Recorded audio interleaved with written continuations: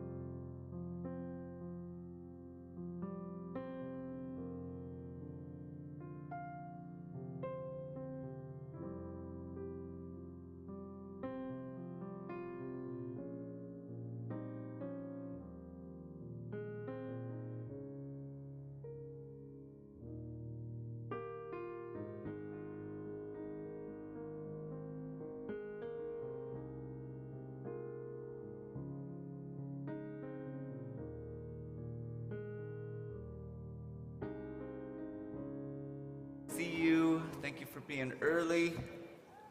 We're going to get started with the prayer that we say upon waking in the morning, Modeh Ani on page 3. We're going to bring wakefulness to our eyes and hearts and heads and body. Welcome to everybody who's joining us across the world. Welcome from your kitchen or from your couch or from your bed. Welcome, everybody.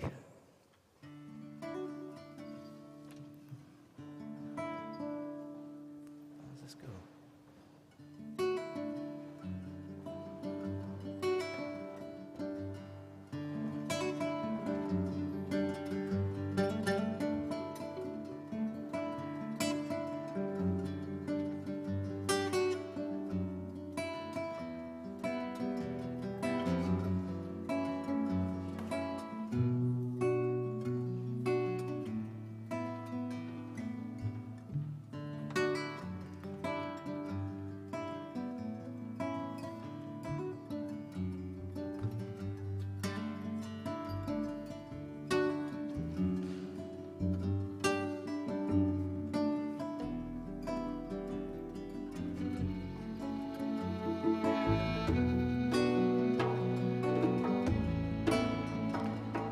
אני לפניך, רוח חי וקיים, שחזרת בי, נשמעתי בחמלה,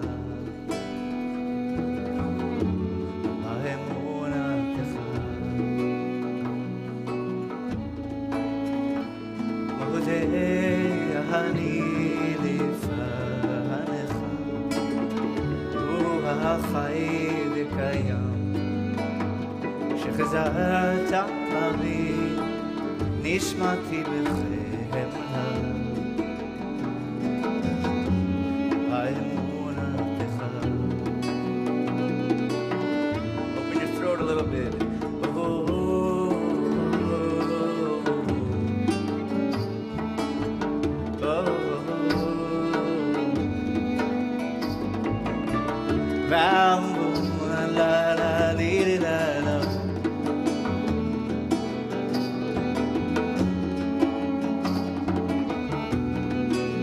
Start the morning with the bass at the bottom.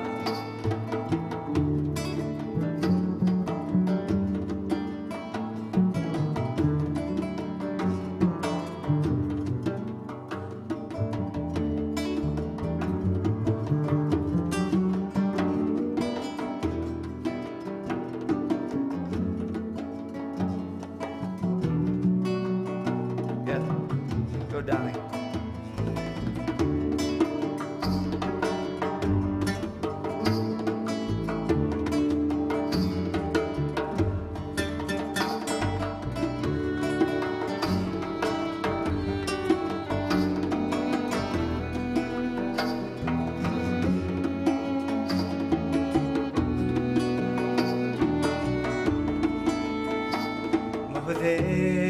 אני לפניך, רוח חי וקיים, שחזרת בי, נשמעתי בחמלה.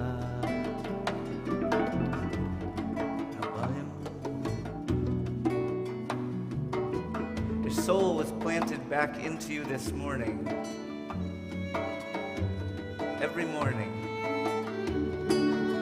Like a little baby. That should make you smile.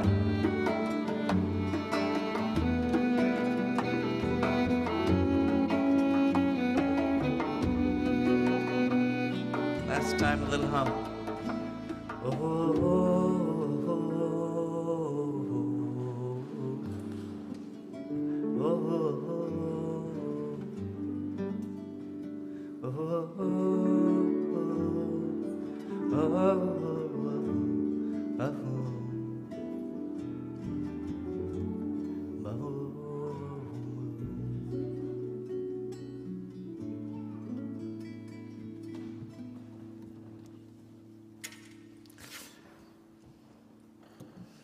Okay, good morning, good morning. Take your hands like this. All right, take your hands. Shake, shake, shake. Okay, take a breath in like this. Exhale and shake. Make this noise like you're a tree. You are a tree. Breathe in.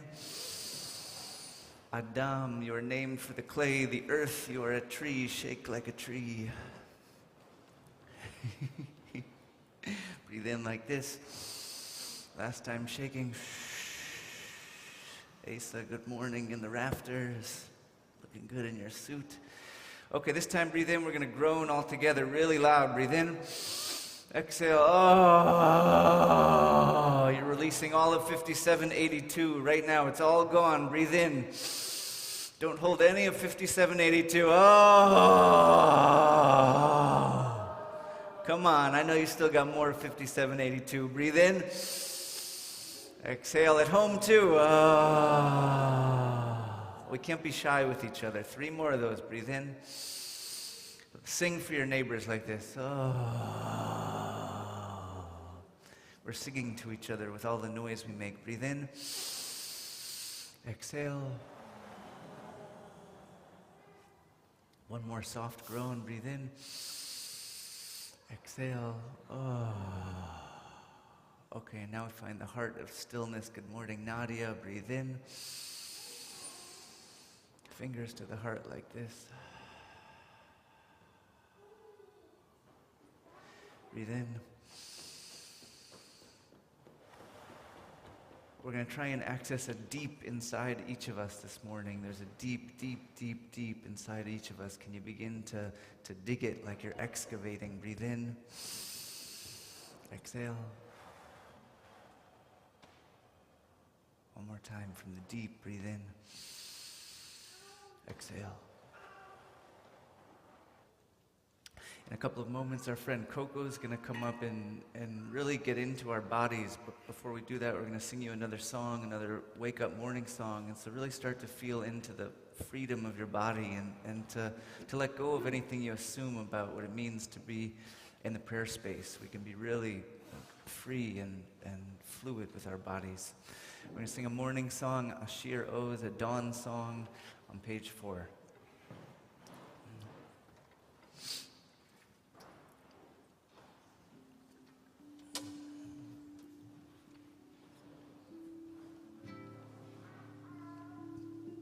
Elmo, good morning, Elmo.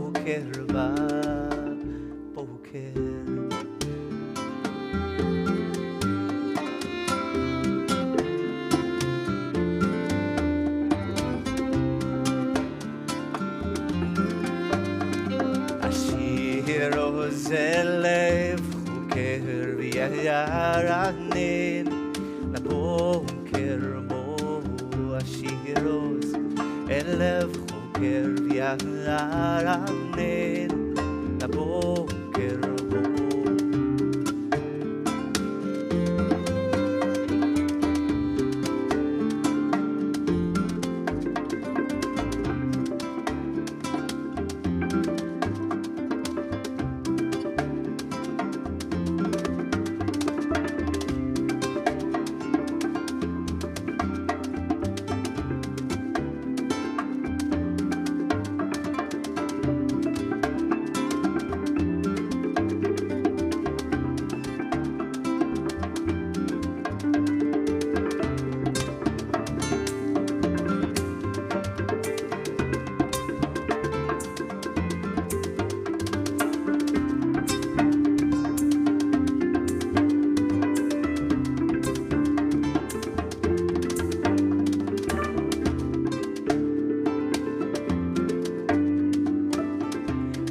השיר בגרון יעלה לך לזיכרון לפני צוהר חברון יחד כוכבי בוקר.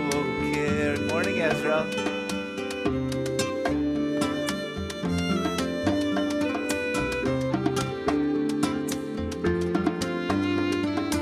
Good morning, Jordan. תשיר הודו יומם יצב לך חסדו יחלוק לך מכבודו תעוף בו בוקר.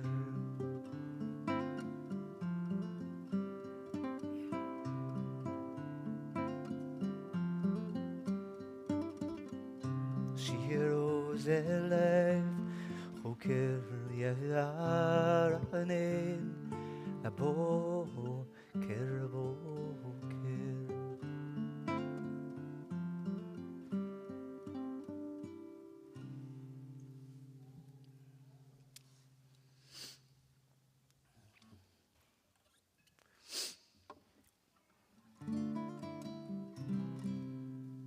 We're going to do Tversky.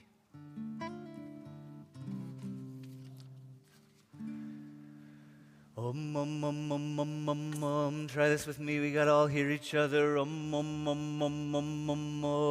warm up the voices.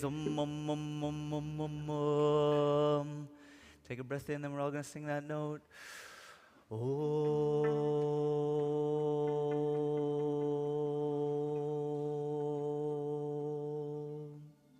We're all talking about communion. If we're going to feel communion, we have to be able to hear each other. Breathe in.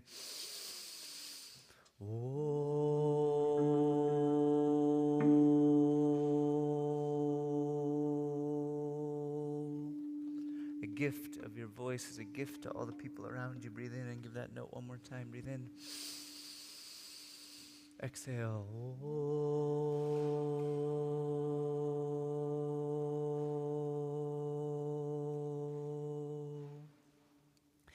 Breathe big, big, and deep, deep down into the bottom of yourself, into the deep. Breathe in.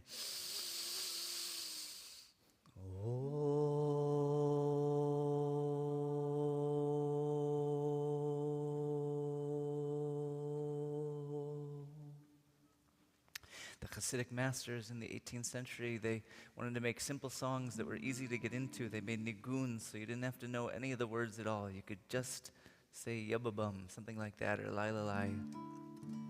We're going to play with gestures now, but we're going to put this nigun underneath it. So this is how it goes. Let's all sing, and then we're going to move together.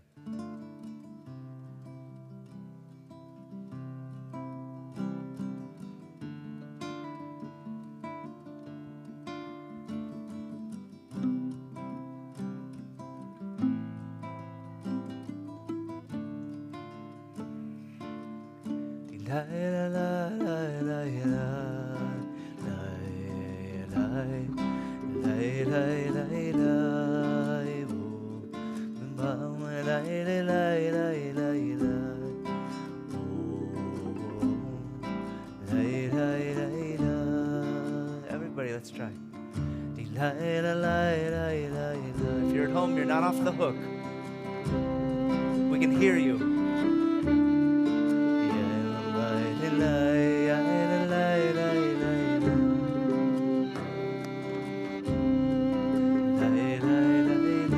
more time. Let's stand up, everybody.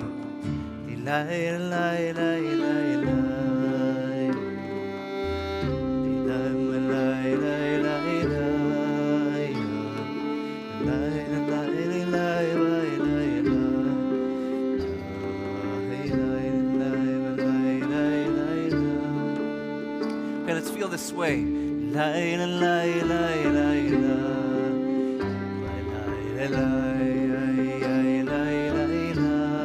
Rocking the arms.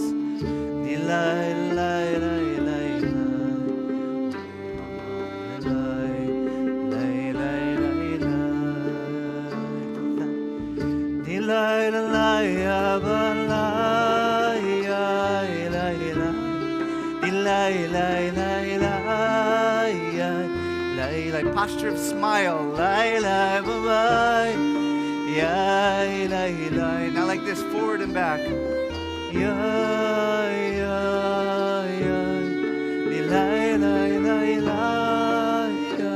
It's called shuckling.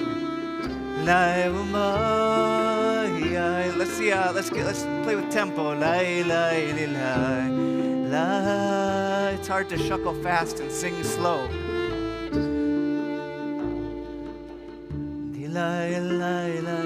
This is my friend Coco. She's my teacher of movement and gestures, and we're going to play with gesture a little bit. Because in the secret of gesture is all the ways of prayer. But don't stop moving. You're like an ocean together. It's so nice to be out of my seat. If I were you, I would come into the halls and dance the whole service. I wouldn't sit in that seat for one instant. Coco, you're wearing pink, and you're taking off your shoes. Whoever you'd like to take off your shoes, feel free to take off your shoes.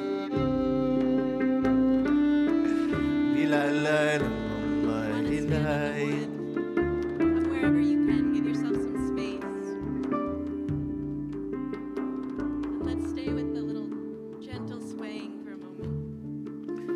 Before we do the gestures, you kind of have to get the bugs out. As you're going side to side, that you're also drumming the body, drumming the instrument. Close. Yeah. And maybe you can feel a little exhale as the hands hit the body, and maybe make a little any audible breath.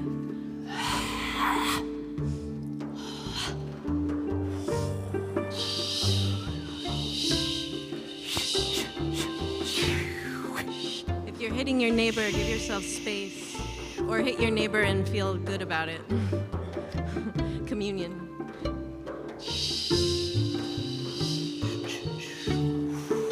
And then let's shake the tree. Feel the feet on the ground, soles of the feet, crown of the head. No big deal. Here I am breathing, here I am shaking the leaves off the tree, shaking the flesh off the bone.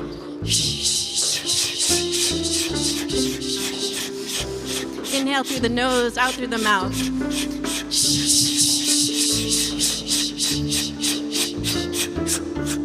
Notice the difference between eyes closed and eyes open. Shaking it out, letting it go, shaking it out, letting it go, feeling like you're letting it go down, down, down, down, down, down, down, and receiving new energy. Up, up, up, up, up, up, up, up, down, down, down, down, down, down, down, up, up, up, up, up, up. Stay with it just a little while longer. I'm not going to say anything. We're just going to shake together.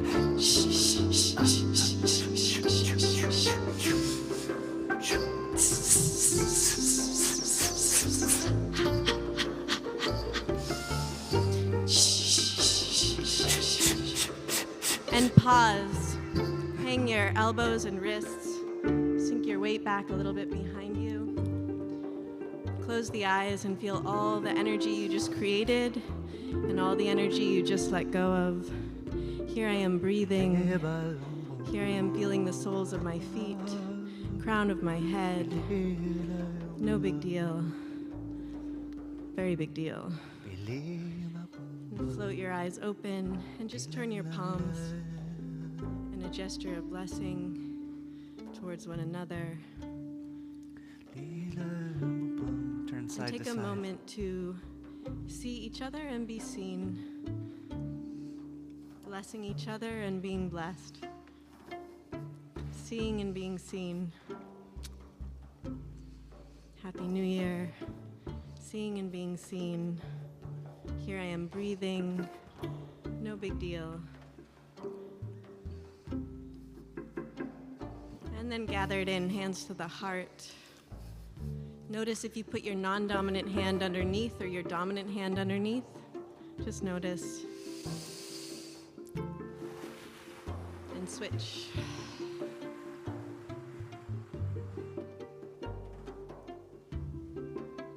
Let's do a little gentle tapping, like the place where Zach had us touch this morning. Gentle tapping.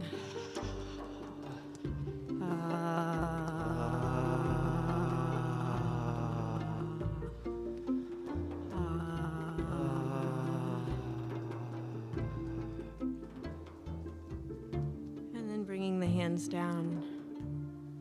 And slowly, as you feel the feet rooting down into the ground, bringing the arms up, maybe lifting the gaze. Here I am breathing. Here I am feeling the soles of my feet, crown of my head. No big deal.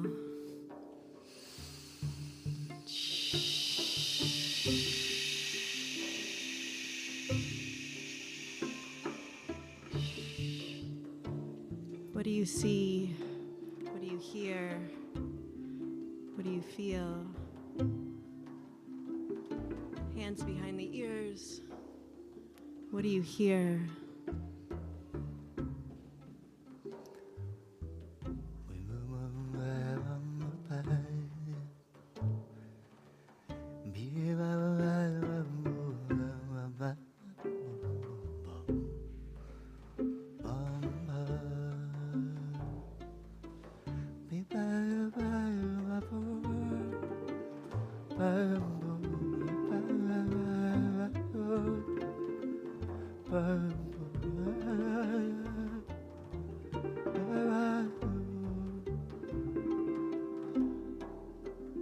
Then make sure there's enough space around you in front and back, and we're just going to swing our arms forwards and back. Go wherever you need to go. This is a big church. So see like a vanishing point out in front of you, and see the hands come in and out of that vanishing point. And as you do this, you'll feel a natural rocking on your feet. Find a rocking motion with the arms, the feet.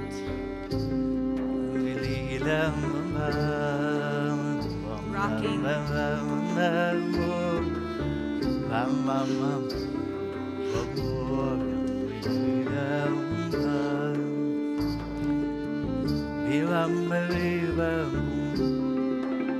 And the next time your arms come up, stay up.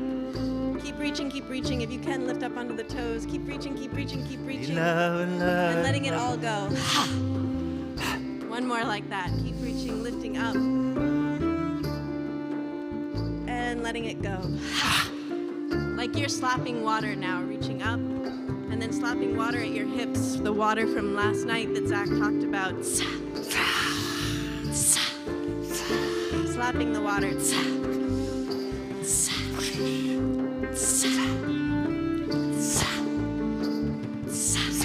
Two more.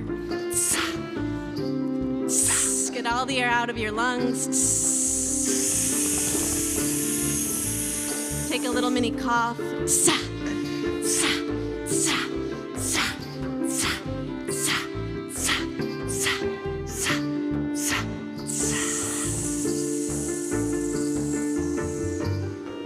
Step your feet underneath you and place your hands over your eyes.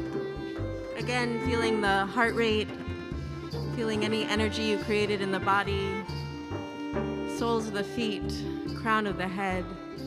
Here I am breathing, no big deal.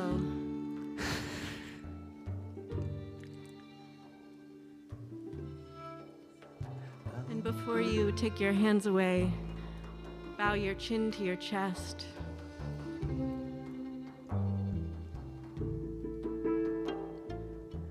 Release the hands, and as you float the chin up, lift the eyes, lift the gaze. Coming back into the light in the room.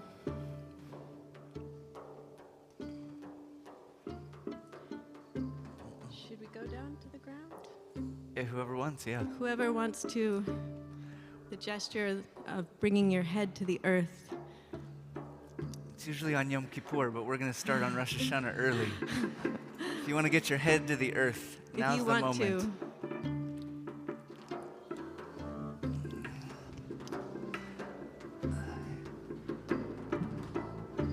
And when you're down there, if you want to rock your head back and forth a little bit, gentle rocking.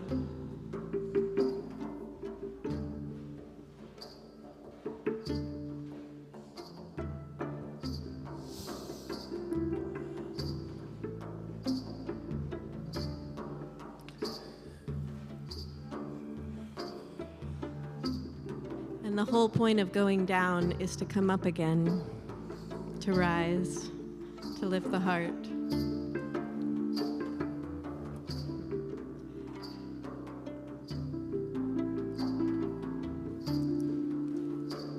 Maybe to close, coming back up to stand, and everyone closing their eyes and just taking a moment to find a gesture of prayer that resonates with you right now. If everyone closes their eyes, then everyone's in their own little private space. So whatever feels like it's appropriate for you right now, you don't have to feel like you need to be or do or present. Here I am breathing. Here I am feeling the soles of my feet, crown of my head. No big deal. Very big deal. No big deal.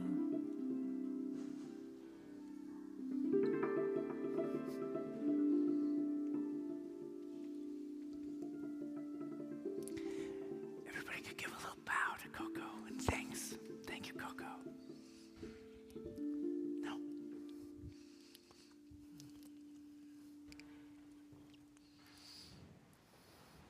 Oh, stay standing, please. Please rise if you're comfortable for the Baruch, which is on page 9.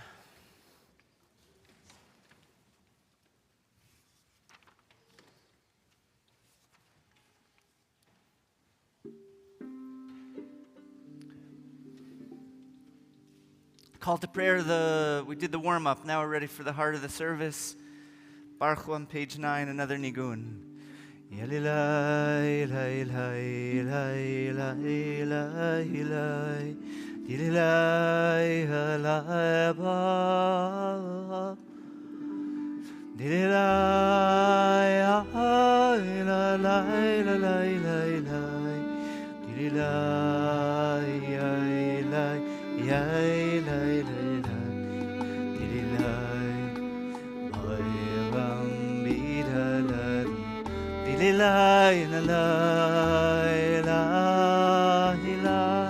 Melody of the New Year again.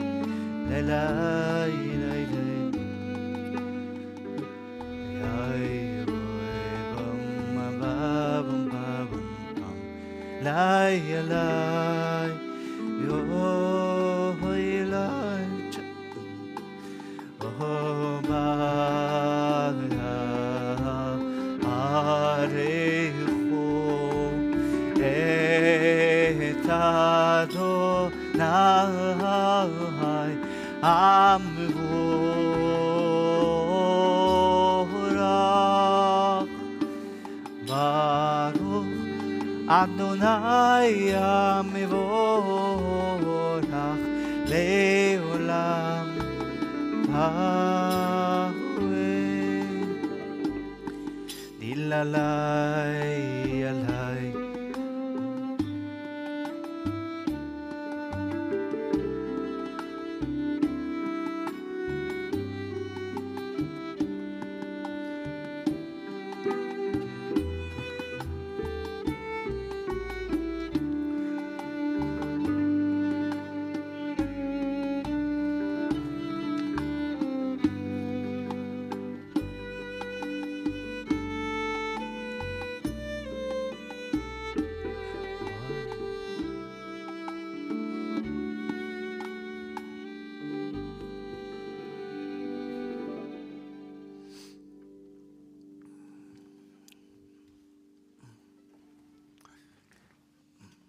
Great heart.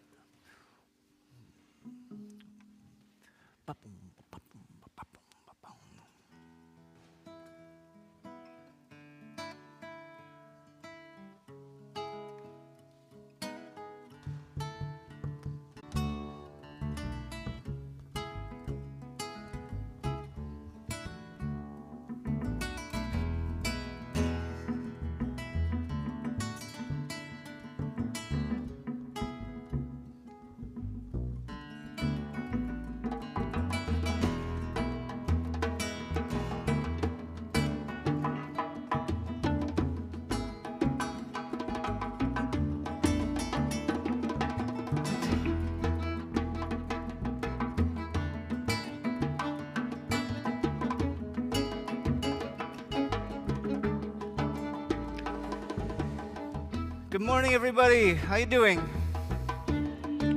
Good start to the year. Welcome to the band. Let's give them a little love to the Levites. Maxie T on the hammer dulcimer. Megan Gould on the violin. Shane Shanahan on percussion. Daniel Ori on the bass. Our incredible tech team of Tom upstairs making it sound good. And Jay making sure we're streaming to the world. Thank you, everybody. This is the catalog of prayer. It's the year of prayer and communion.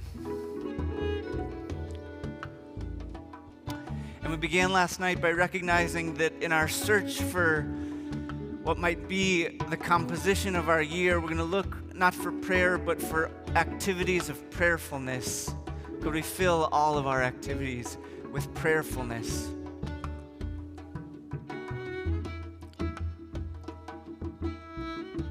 We talked about last night how we are earth creatures. We are named Adam, from the earth.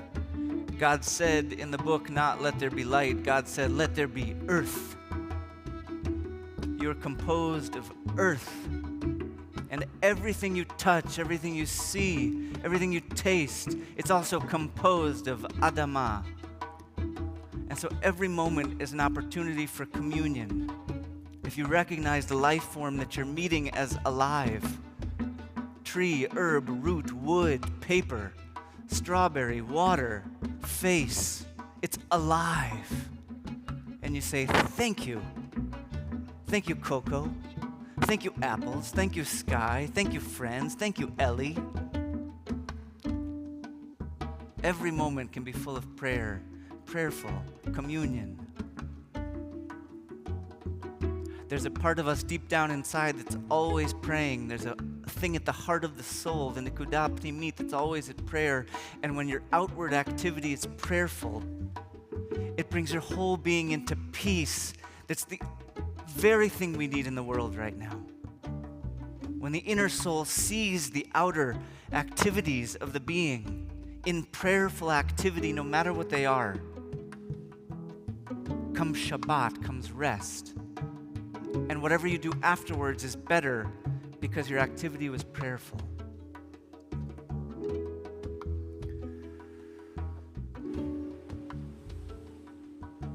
There's so much muck, there's so much accumulation, that's why we shake it all off.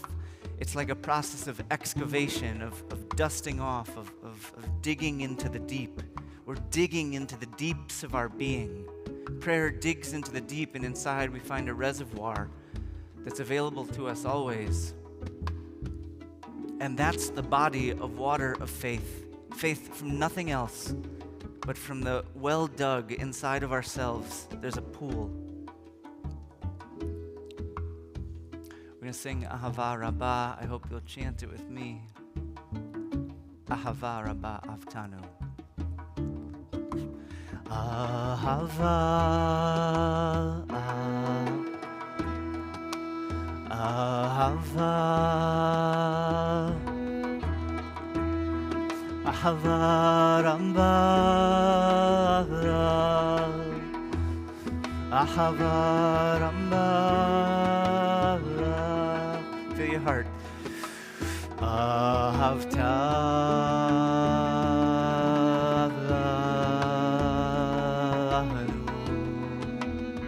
Ahavtanu, we are loved. Ahavta.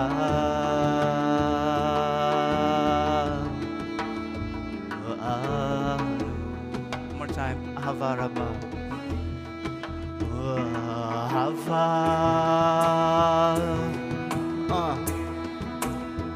Ahava. Ahava Rabbah. Ahava Rabbah. Avtanu.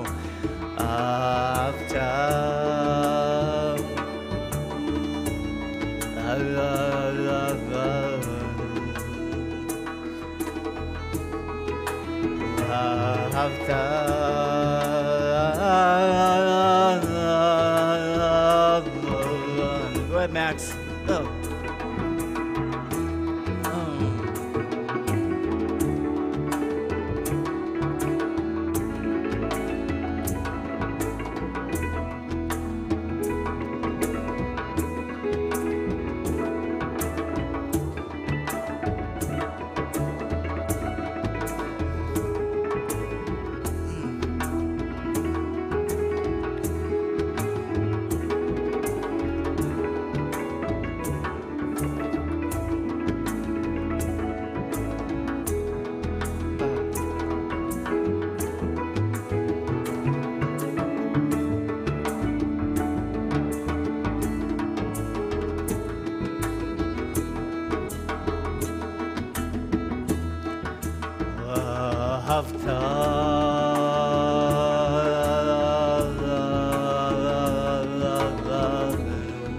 Two more times all together. Come on, raise the roof.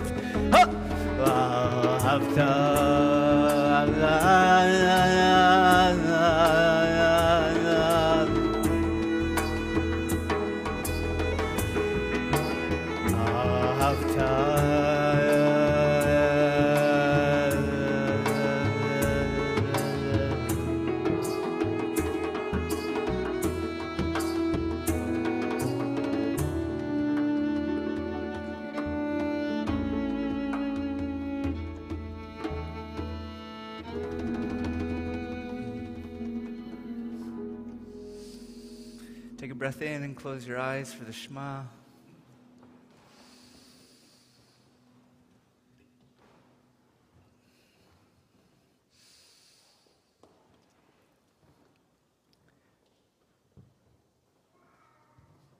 We'll sit on each word slowly. Breath before the Shema. Breathe in. Shema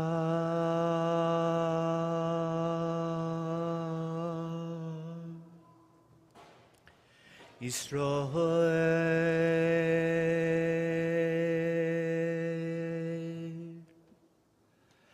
Adonai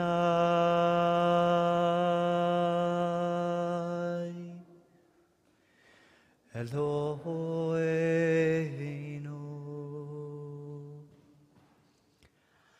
Adonai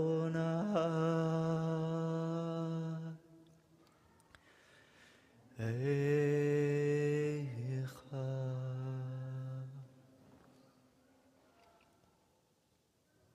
Baruch Shem K'vah Malchut Olam Va'ed. On page 10.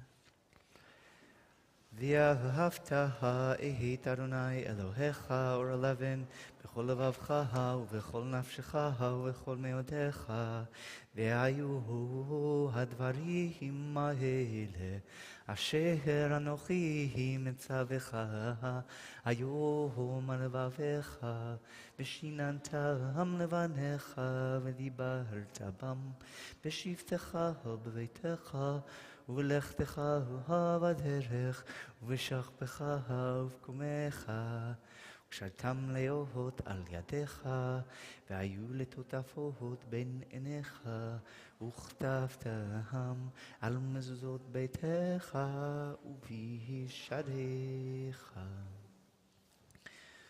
We're going to sing the Micha Mocha on page 12.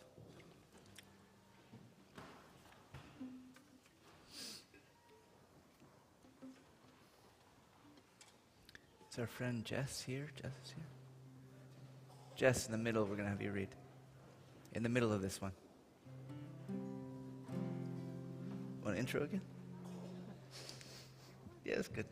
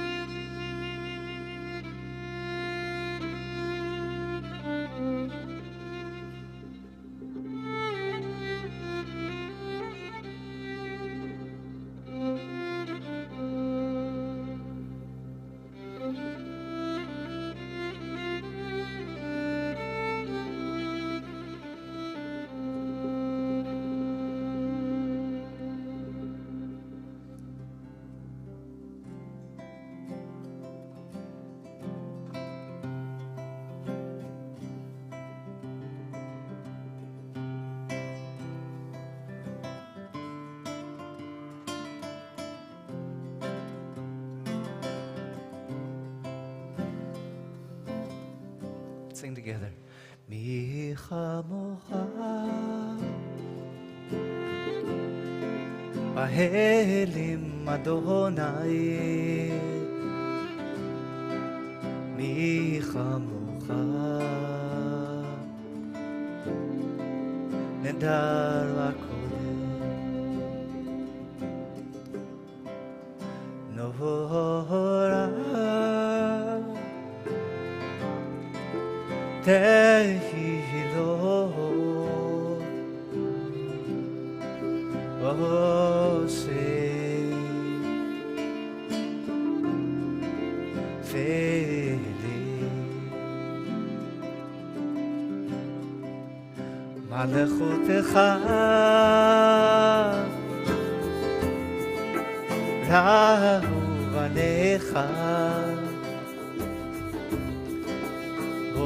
Okay, I am.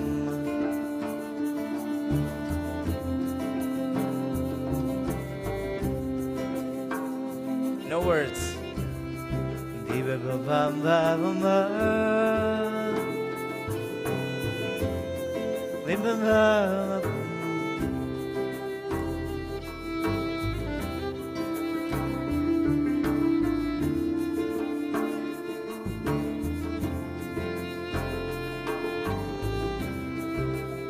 My friend Jess is going to come read a prayer of his own composition.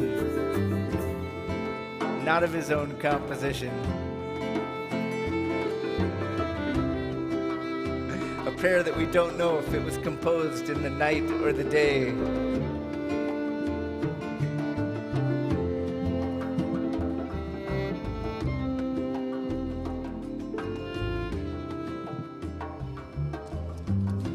The words of Shakyamuni Buddha from the Mahamangala Sutra and the Karaniya Metta Sutra. Slightly adapted for this setting. Not to associate with the foolish, but to associate with the wise, and to honor those who are worthy of honor. This is the greatest blessing. To reside in a suitable place, to have done meritorious actions in the past, and to set oneself on the right course. This is the greatest blessing. To have much learning, be skillful in handicrafts, well-trained in discipline, and to be of good speech. This is the greatest blessing. To support your mother and father, to cherish your partner and children, and to be engaged in a peaceful occupation. This is the greatest blessing. To be generous in giving, to be righteous in conduct, to help one's relatives, and to be blameless in action. This is the greatest blessing. To loathe evil and abstain from it, to refrain from becoming intoxicated, and to be steadfast in virtue. This is the greatest blessing. To be respectful, humble, contented, and grateful, to listen to the Dharma on due occasions. This is the greatest blessing. To be patient and obedient, to associate with monks and rabbis, and to have religious discussions on due occasions. This is the greatest blessing. Self-restraint, a holy and chaste life, the perception of the noble truths, and the realization of nirvana. This is the greatest blessing. A mind unruffled by the vagaries of fortune, from sorrow freed, from defilements cleansed, and fear liberated. This is the greatest blessing. Those who thus abide ever remain invincible, in happiness established. These are the greatest blessings. Now this is what should be done by anyone who is so blessed, who is skilled in goodness, and who knows the path of peace. Let them be able and upright, straightforward and gentle in speech, humble and not conceited, contented and easily satisfied, unburdened with duties and frugal in their ways, peaceful, calm, wise, and skillful, not proud or demanding in nature. Let them not do the slightest thing that the wise would later reprove. Wishing, in gladness and in safety, may all beings be at ease. Whatever living beings there may be, whether they are weak or strong, omitting none, the great or the mighty, medium, short, or small, the seen and the unseen, those living near and far away, those born and to be born, and just now born, may all beings be at ease. Let none deceive another or despise any being in any state. Let none through anger or ill will wish harm upon another. Even as a mother protects with her life her child, her only child, so with a boundless heart should one cherish all living beings, radiating kindness over the entire world, spreading upward to the skies and downward to the depths, outwards and unbounded, freed from hatred and ill will. Whether standing or walking, seated or lying down, free from drowsiness, one should sustain this recollection. This is said to be the supreme abiding, the sublime abiding. By not holding to fixed views, the pure-hearted one, having clarity of vision, being freed from all sense desires, achieves nirvana and is freed in this world. You wrote it in my book. Thank you, Jess.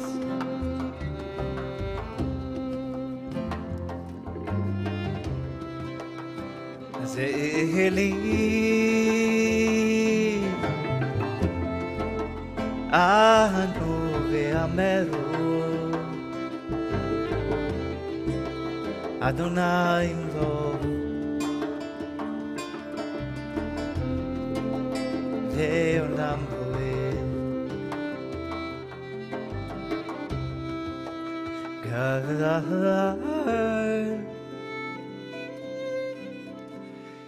Imarata Adonai Gar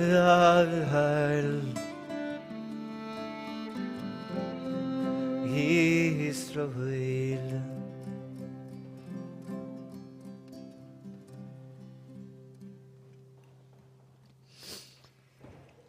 We're We're going to move into the Amida, the standing prayer, the heart of the morning service. We're on page 15. This next one's a dancer, so let's dance a little. Zochreinu.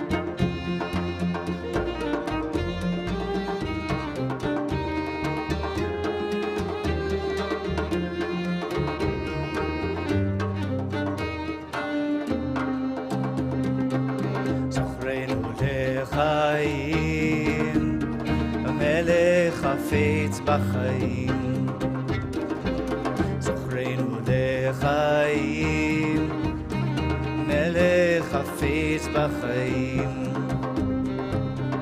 וחוזנו בספר החיים, למענך אלוהים חיים, למענך אלוהים חיים.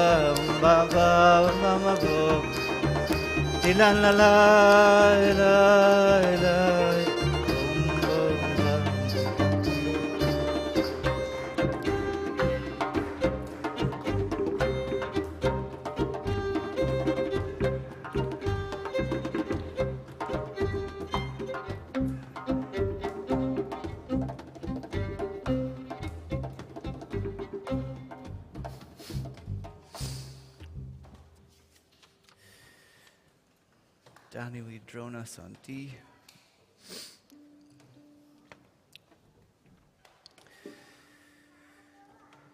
Let's read a little bit of the Unatana Tokef on 16 together.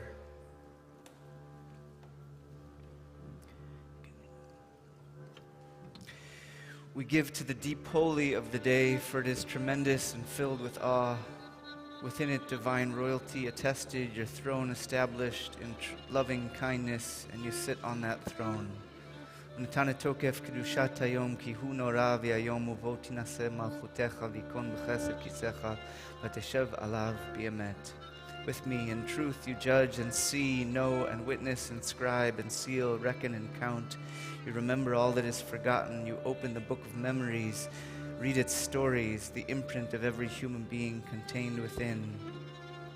Emet ki ata hu dayan u'mochiach v'yodea va'ed v'chotev v'chotem sofer mone v'tizkor kol hanishkachot v'tiftach et sefer hazichronot u'me'elav yikarev chotam yad kol adam bo.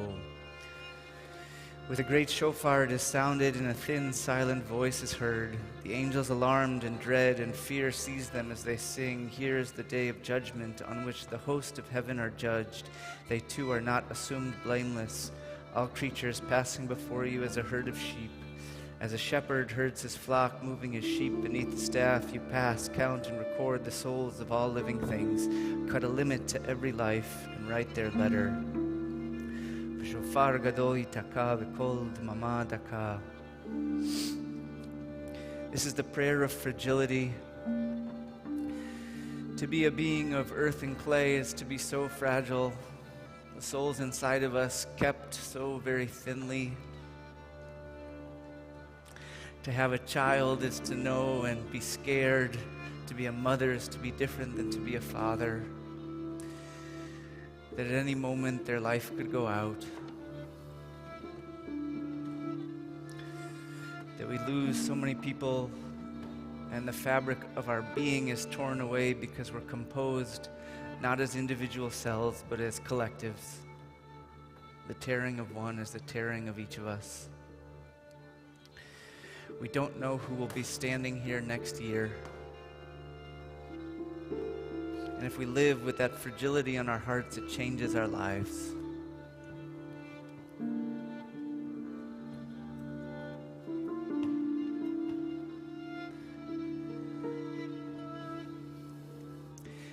Rosh Hashanah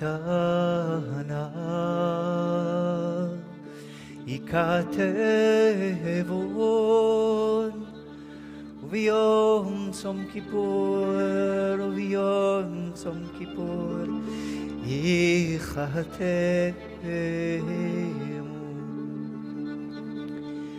Rosh Hashanah, Yikatevon,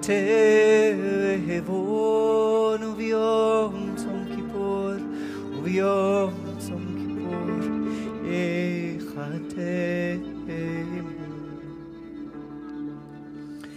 Kama yavrun, kama yibarehun, mi yichyeh umi yamut, mi v'kitzo, mi lo v'kitzo, mi v'mayim umi v'oish, mi v'acherev umi v'achaya, mi v'arav umi v'atzama.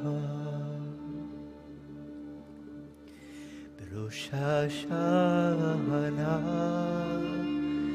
Yikatevon Uviyom Tzom Kippur Uviyom Tzom Kippur Yichatemun.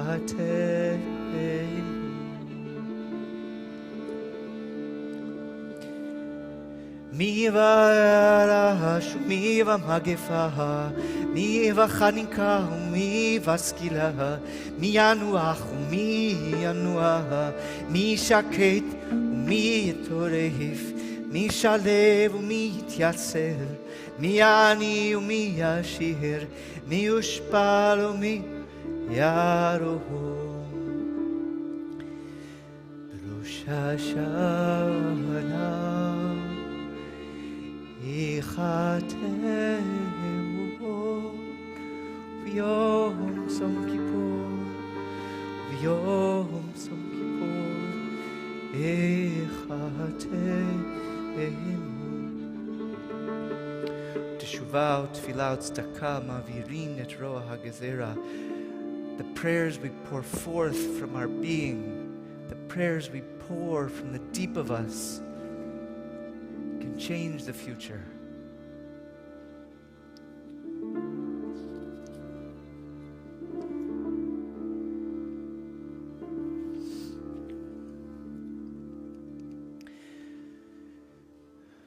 Let's read some of the teachings of Avinu Malkeinu before Megan plays a little bit to move us in.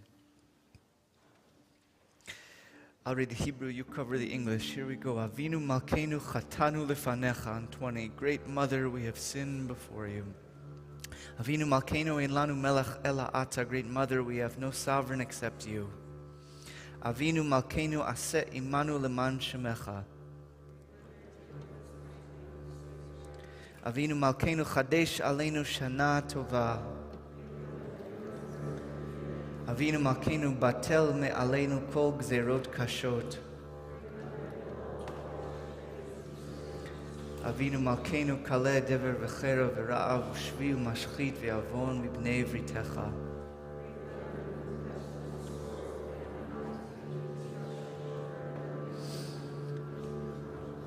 Going to 22. Avinu Malkeinu Shlach Refuah Shlema Lecholei Amecha.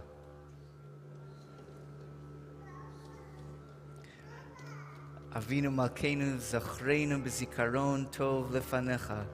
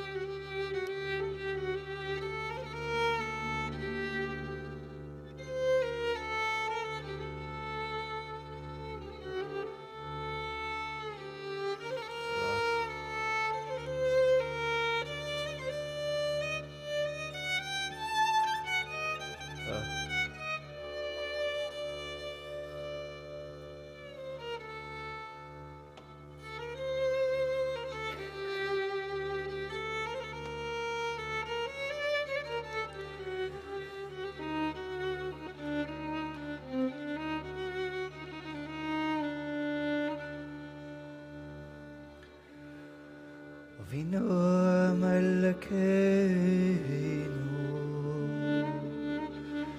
Chonenu V'avneinu Avinu Malkeinu Chonenu V'avneinu Ki ein banu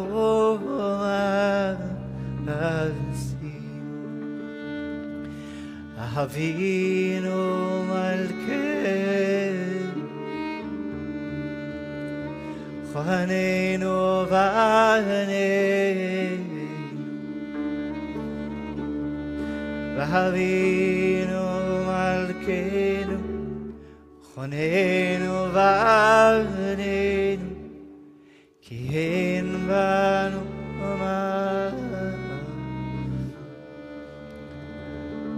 Asay imanu tzedaka v'chesed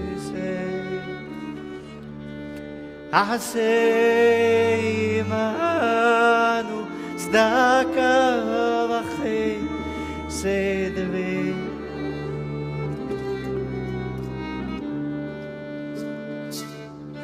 Avinu Malkeinu Chonenu V'avneinu Avinu Malkeinu Chonenu V'avneinu Ki ein banu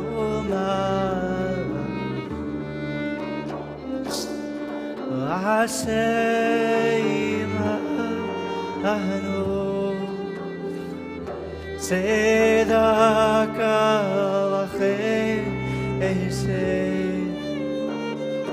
Asay imanu tzedaka v'chesed Avihu shir.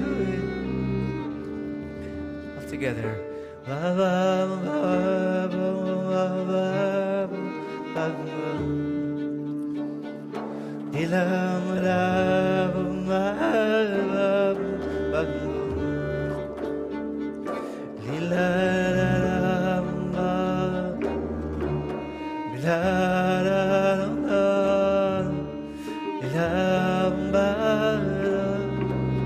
Everybody can find a seat.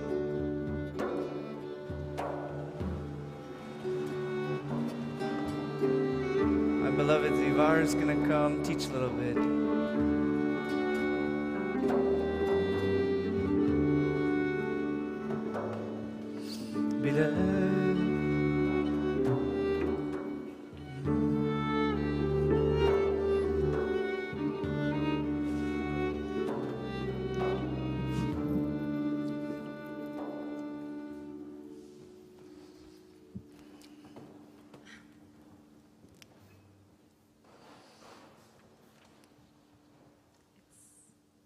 received so much from being up here because all of the eyes feel so kind. It's nice to be seen. Zach said, Zivar, I want you to teach over the holidays. And I said, okay, where do you want me to teach? And he said, how about right before the priestly blessing? We've shifted things a bit. The women come forward to bless everyone. So I said, okay. And to be honest, I haven't really spent much time thinking about it because I've been busy moving upstate and busy with our 2 daughters. Zach turned to me again on the way down to the city. Have you thought about what you're going to teach? And I was like, tell me again where I'm teaching. He said, right before the priestly blessing. When I think of the priests in the temple, I think of people who had all their needs met. They were in the confines of the divine temple. They didn't have to worry about what they were going to eat, who was going to take care of them, how they were going to get their needs met. Everything was cared for. They had a lot of privilege. And in that privilege, they had a responsibility to be of service, to bless those who were doing the everyday things to take care of their families and their lives, right? And I think about all of us who've gone through these few years together. Some have been more difficult than others. Some months have been more difficult. Some people have gone through more difficulty, more grief, more pain. Others have been blessed. Maybe not. So we arrive at this moment, some with more privilege than others, some with cups more full than others to give. When I think of prayer, I think it's so important to acknowledge that not only do we pray for ourselves, we can extend and pray for each other. There are moments when we need prayer, when we need to be prayed for, and there are moments when we have the capability and the fullness to pray for others. And this is the beauty of belonging to each other.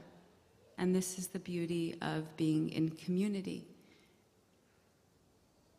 That we hold each other, that we are held by each other. And if we walk into this year with just that, knowing that there are moments that we are going to need to be held, and there are moments when we have the ability to hold, and that it is a privilege to be on both ends, and it is a gift to be on both ends, and it is a responsibility to be on the receiving end and on the giving end, then we walk in a lot more conscious and aware and awake to the ways in which we affect change in the world. On Rumi's first day of school, I was so taken by all the touching. The teachers touching her, the middle of her back, the kids playing with each other and tussling. And it was painful for me specifically to see my daughter so contained in herself. And it didn't feel right for a child to feel that contained. And then a few weeks later, everybody got sick. Everybody got a virus. And it was a reminder that it's messy to be in community. It's messy to be human. It's not all, we give, and everything's perfect. Or we get, and everything is bad. It's a mix. We affect each other. And I think that's a privilege, to be in the messiness of this life, to be in these bodies that sometimes fit awkwardly and sometimes fit really well. So as we prepare for this priestly blessing,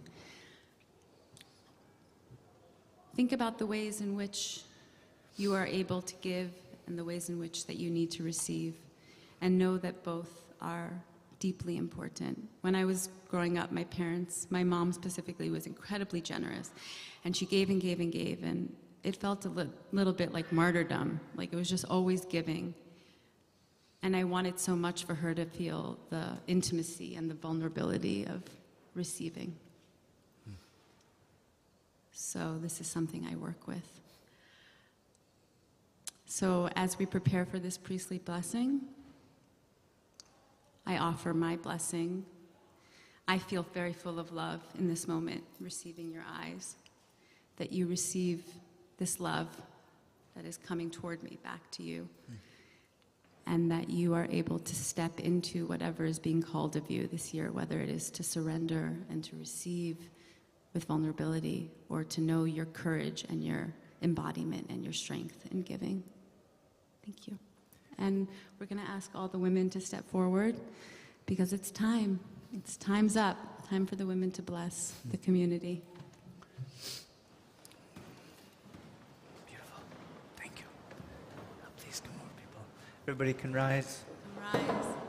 There's prayer shawls.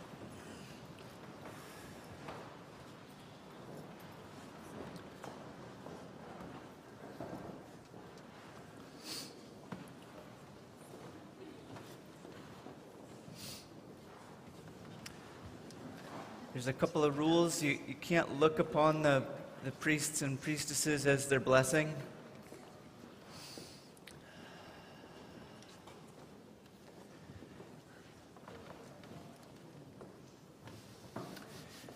If you have the hands to stretch them out, priestesses, over the community and the world, you're going to stretch out your hands in a posture of blessing. We're going to send all of our love and light and goodness and beauty and wishes and prayers to the people that are here in this room, to the community that's streaming in online, to the world and all the people that we love and need to feel our love out in the world, and to all those we don't know. This fountain is going to go up from this room along with all the other people making prayers today for 5783.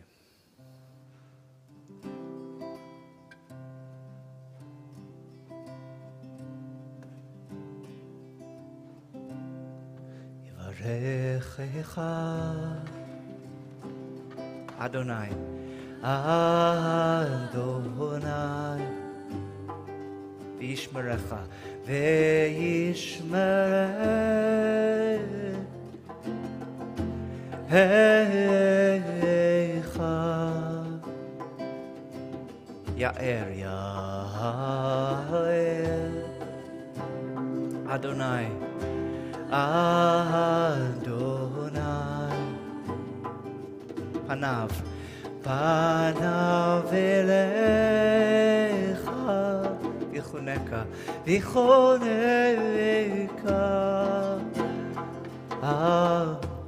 Isa, Adonai, Adonai,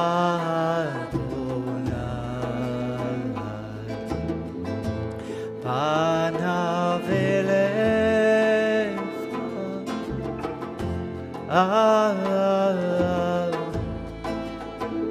V'yasem, V'yasem, Lecha, Shalom. Raise those fingers. Yivarechecha Adonai, Adonai, V'yishmerecha, Veishmerech, Vecha, Yair, Yair, Adonai, Adonai,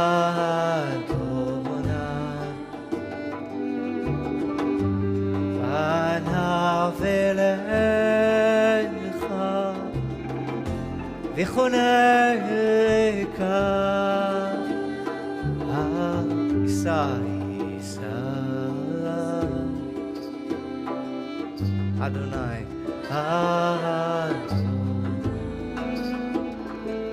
Panav elecha, panav elecha.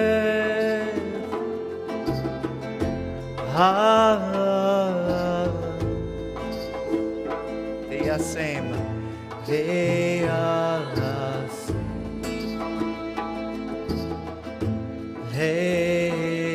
lecha shalom. Let's sit inside the posture of giving and receiving blessing.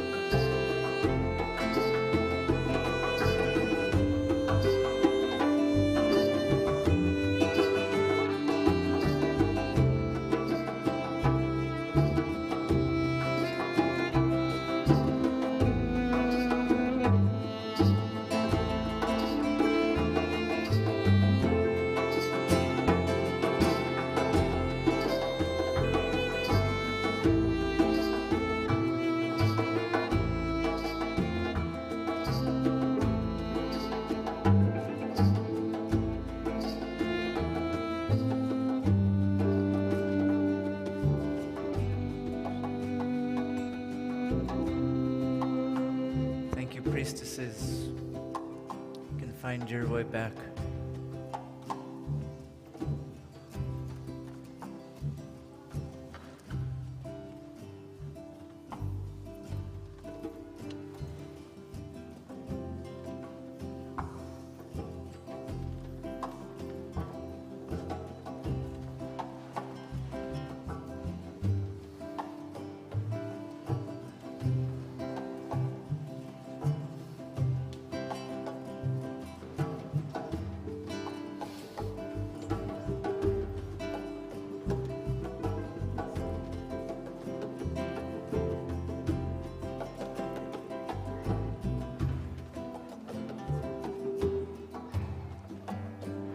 Me.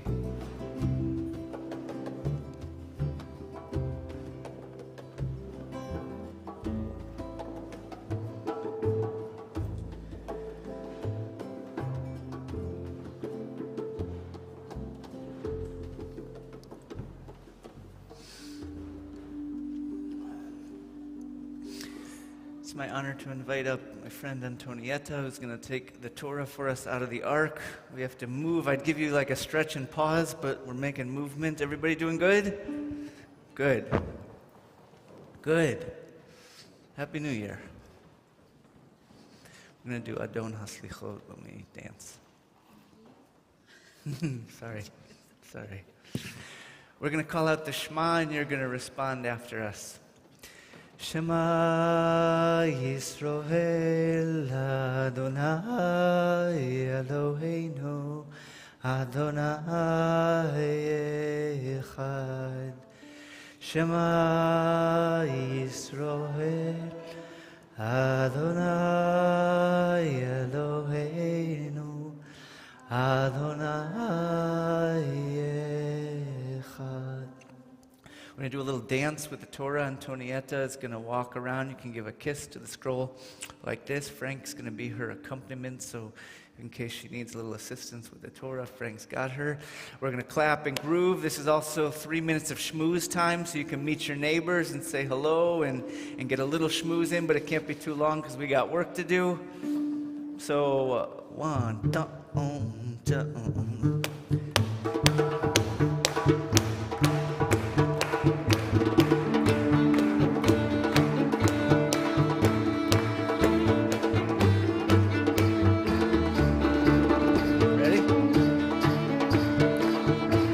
La la, bum bum bum bum bum. We follow.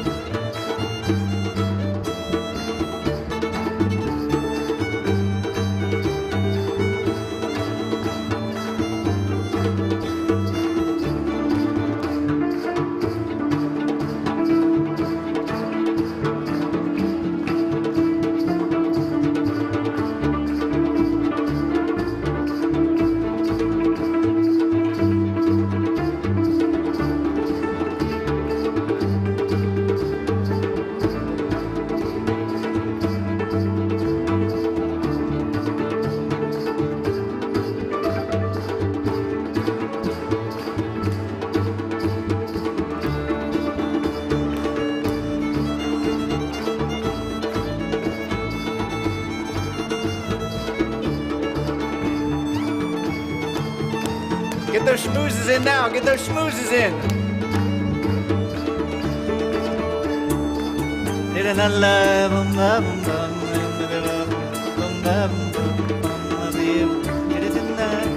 You hold it until it's time.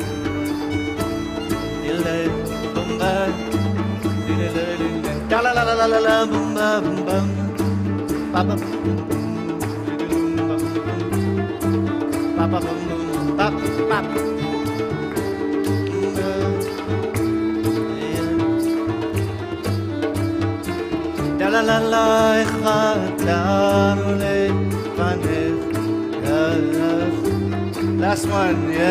La la la la echatanu lefanecha rachim elenu.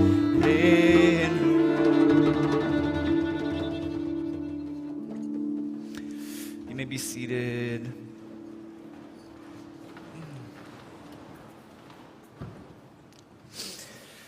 Shana Tova, everybody good? Shana Tova. Shana Tova, everybody hanging out on your couch or your kitchen. We hope everybody's doing good there too. Welcome. We're going to read the Torah.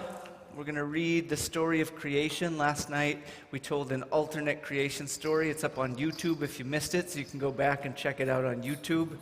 Instead of let there be light, we said let there be earth.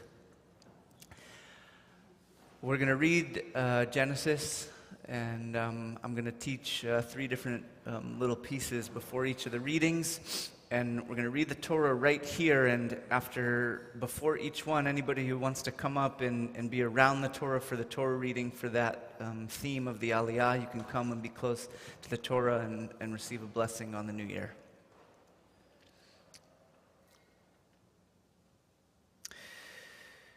I found that in my studies this year, I always have such a great period of study. I feel so blessed. The month before the Elul is the month before the New Year. The month before that, I go on a Libris, and I'm ordering books, and there's just books and books and books coming, and it's kind of like a free-for-all of like, who knows what's going to show up. I order things that I don't remember ordering, and I don't know exactly how they're going to connect to the theme, but I have an instinct that they're going to connect to the theme, and usually I hope to find, I believe in the concept of gems. Like I like to have gem books that are like so good that a book stays with you forever. And the goal is usually to have 1 or 2 of the 20 that end up in the stack that are gems. And that usually happens, and it happened this year. What was strange about my studies in prayer was that they turned into studies of water. Something about this moment we're in now, where the waters of the earth are speaking to us. And could we understand the messages of what water is saying to us? And maybe there is a sympathy between water and prayer that I hadn't thought about. So that's what we're going to explore now.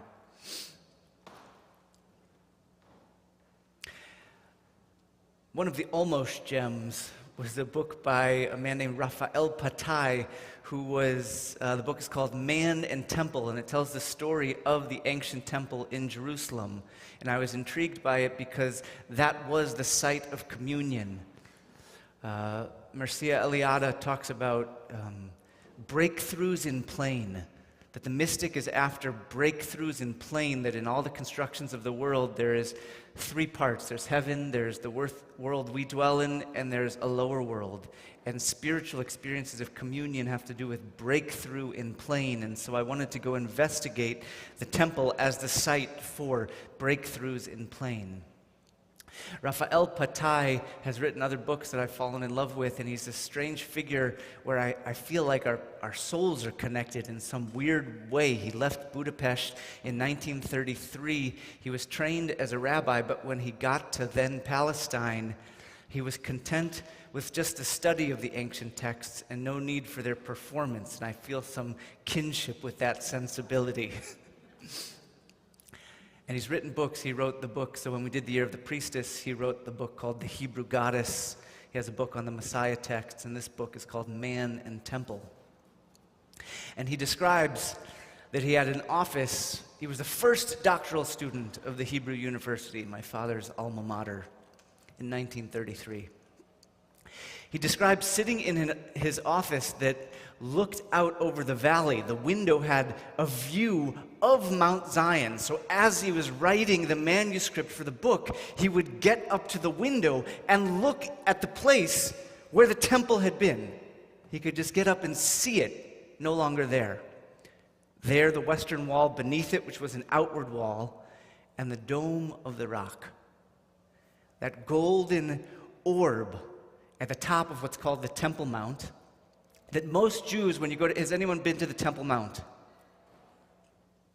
Most Jews, when you go to Israel, and how many people have been to Israel, Palestine? Usually when you go to Israel, Palestine, you don't end up on the Temple Mount. Some tours get you there. And if you're a religious Jew, you don't go because the Holy of Holies once stood on that place, and no one except the high priest is allowed to enter the Holy of Holies. So you avoid the entirety of that site out of precaution of stepping into the place which was God's dwelling place in the world.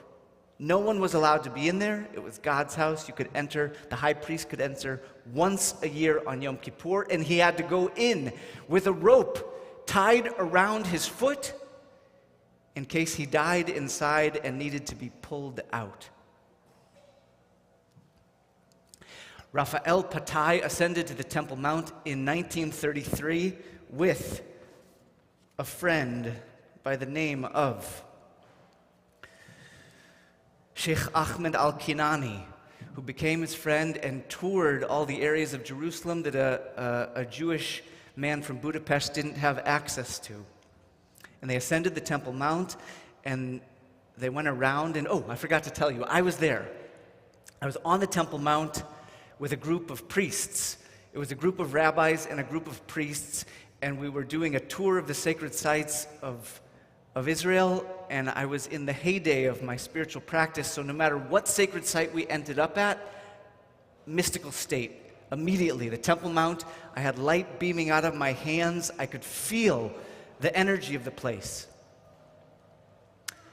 In 1933, they ascend to the top and they go around.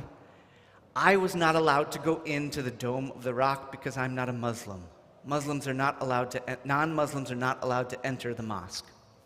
And I didn't even pause to think what was inside.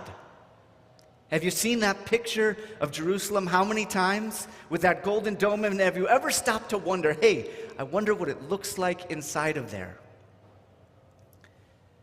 Dr. Patai and the Sheikh enter, and what he sees before him is a natural rough rock, 6 feet tall, 43 feet by 35 feet, rough, uncarved, the Dome of the Rock. And Mr. Patai heard in his ear the phrase that echoes through the prayers, Rock of Israel.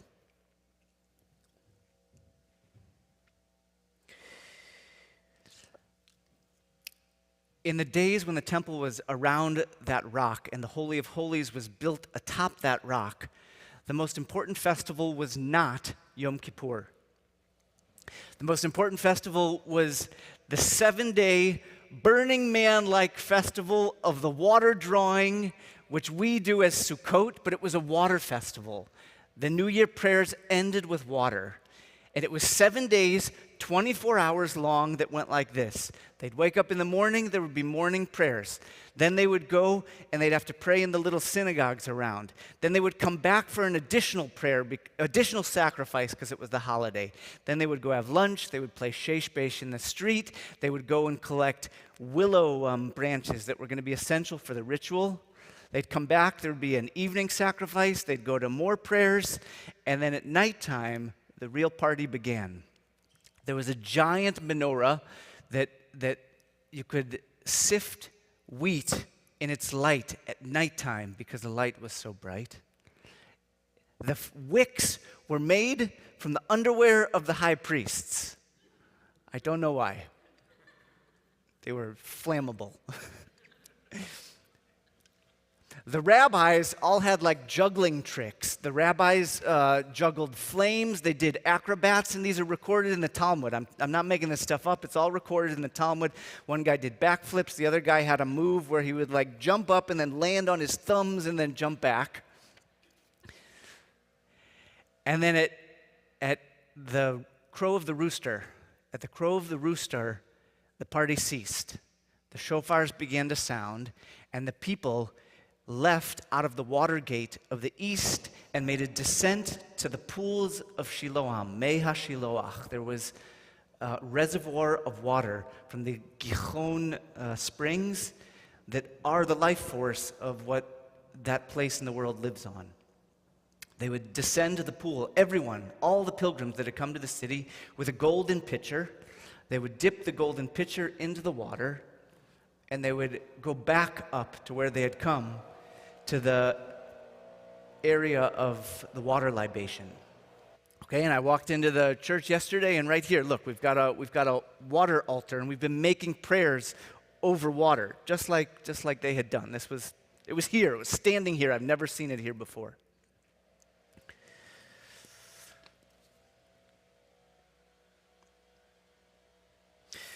They would lay the willow branches on the top of the altar.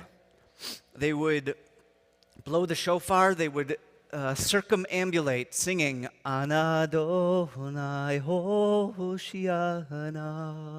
Please, God, come and help us. Please, God, come and help us. And then they would pour the water. They had one vat of water and one vat of wine. They would empty corks in the bottom of each of them so that the thicker wine had a thinner cork so that they would flow at the same tempo into what were called the shitin, drain pipes, endowed with a certain magic, said to be created at the time of creation, drain pipes that descended into the depths of the temple below. Every 70 years, they had to send little children into the pipes to collect the thickened cakes, fig-like cakes that had come from the wine. Every 70 years, they brought up cakes and they burned them on the altar. Now, the historians of religion and the anthropologists will tell you that the New Year festivals and the water festivals are about the reinvigoration of nature, the retelling of the creation story, where the light of the menorah with the priestly underwear is the recreation of God's light. Let there be light. And the pouring of the water has to do with God's creation of the waters in the beginning.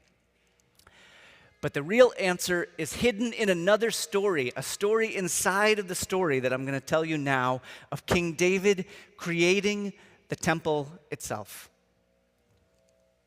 David wanted to build the temple on soil that had never been touched by human hands since the time of creation. That was his desire. Could I create the temple upon soil that had never been touched from the time of creation? He bought land that was Har HaMoriah, mythical site where the binding of Isaac had taken place, and Jacob's dream, the ascent of angels had taken place, the burning bush had taken place. The mountain was readied. And he started digging and digging and digging and digging to get after earth that hadn't been touched by human hands. He dug to a depth of 1,500 cubits. He worked for days and days. And after that, he struck a piece of shard. And he said, God damn it. All this work, and I hit somebody's been here before. And God gave a voice to the shard, and the shard spoke to King David and said, this was not my original place. I fell here when the earth shook, when God gave the 10 Commandments. If you don't believe me, I swear this earth has never been touched since the time of creation. The very deep waters to home, the deep waters of creation are just beneath me. If you dare, pick me up. David picked up the shard, and the waters of the deep began to rise and rise and rise and began to flood the whole world. David shouted, if anybody knows how to get these waters to stop flowing, if you don't tell me now, I hope you die of strangulation. It says it in the thing. I'm quoting the text. And Achitophel, his assistant, says, David, here, inscribe this secret 42-letter name of God upon the shard and cast it back over the deep. And so David inscribes a secret 42-letter name of God on the shard. He casts it over the deep, and the deep descends 16,000 cubits. But David, knowing that the waters of the earth are better watered if the lower reservoirs are just beneath the surface. If the deep descends too much, all the plants of the earth have a hard time drinking. He took out his oud and he played a set to the waters of the deep, asking them to rise. These are the Shir Hamalot, the 15 songs of ascent recorded in the Psalms 120 to 134. David sang Shir Hamalot to the deep, and the deep rose up 15,000 cubits to dwell at 1,000 cubits below the earth.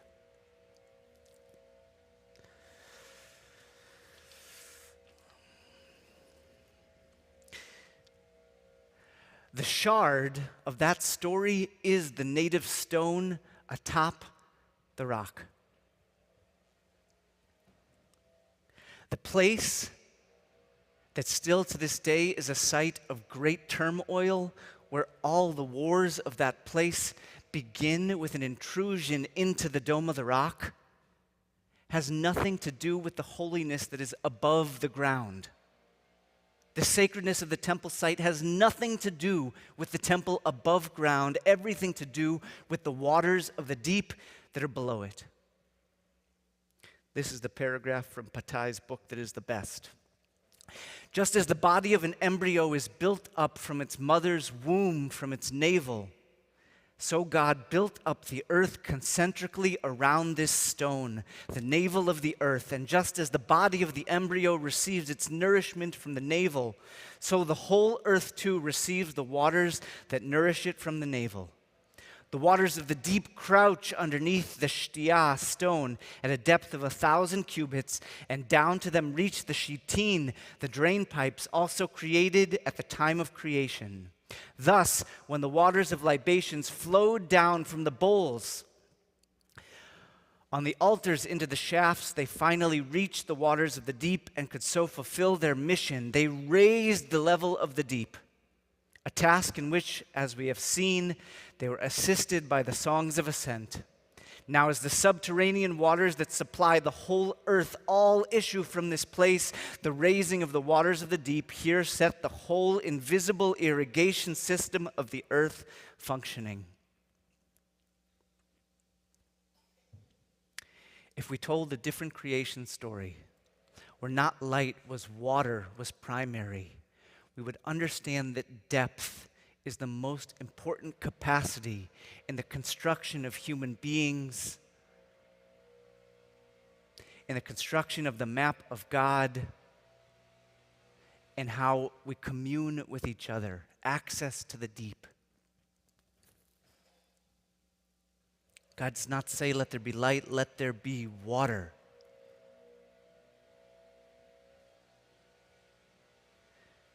The act of prayer is a digging into the deep. Can you access the deep of your being and bring it up? Descend to the pools, gather water, and ascend, and then pour them over the libation. That raises the deep, that brings us closer together, brings the depths of the earth, the heavens down. That's the act of prayer, raising the deep. So, in this year, if you want to be a raiser of the deep with me, come and be around the Torah as we read from it, our first Aliyah, the beginning of the story of creation.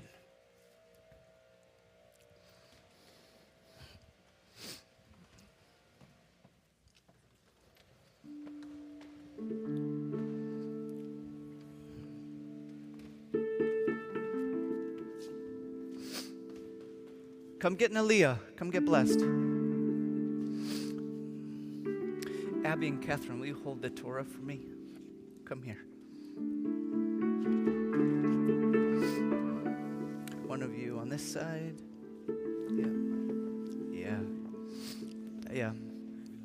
Yeah, we do. Come over here. You're going to go in the middle. Yeah, I'll say the bracha. Yeah, come. Bucky, yeah, we need Bucky Hayes is going to come be this corner. You've got help coming, Jeff.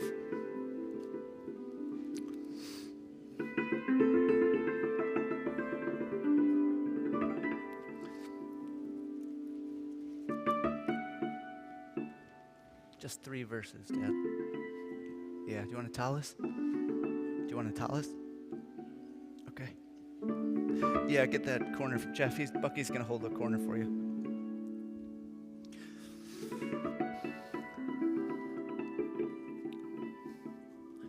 Thanks. Okay, we'll make a bracha together. Baruch hu et Adonai hamvorach. Baruch Adonai hamvorach leolam voed. Baruch ata Adonai Eloheinu melech haolam asher bachar banu mikol hamim venatan lanu et Torato.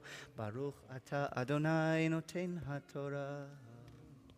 Amen. Bereshit bara Elohim et hashamayim v'et haaretz ve'haaretz.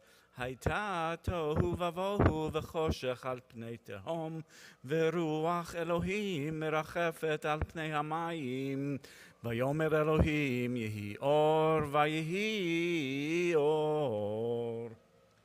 ברוך אתה אדוני אלוהינו מלך העולם, אשר נתן לנו תורת אמת, וחיי עולם נטע בתוכנו.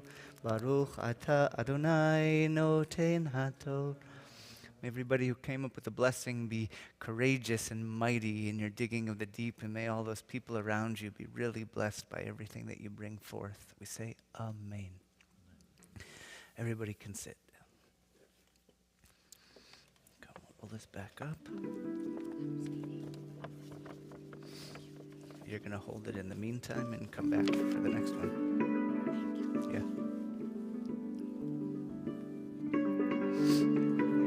Oh, so good to see you. Just keep it. I'm going to do it again.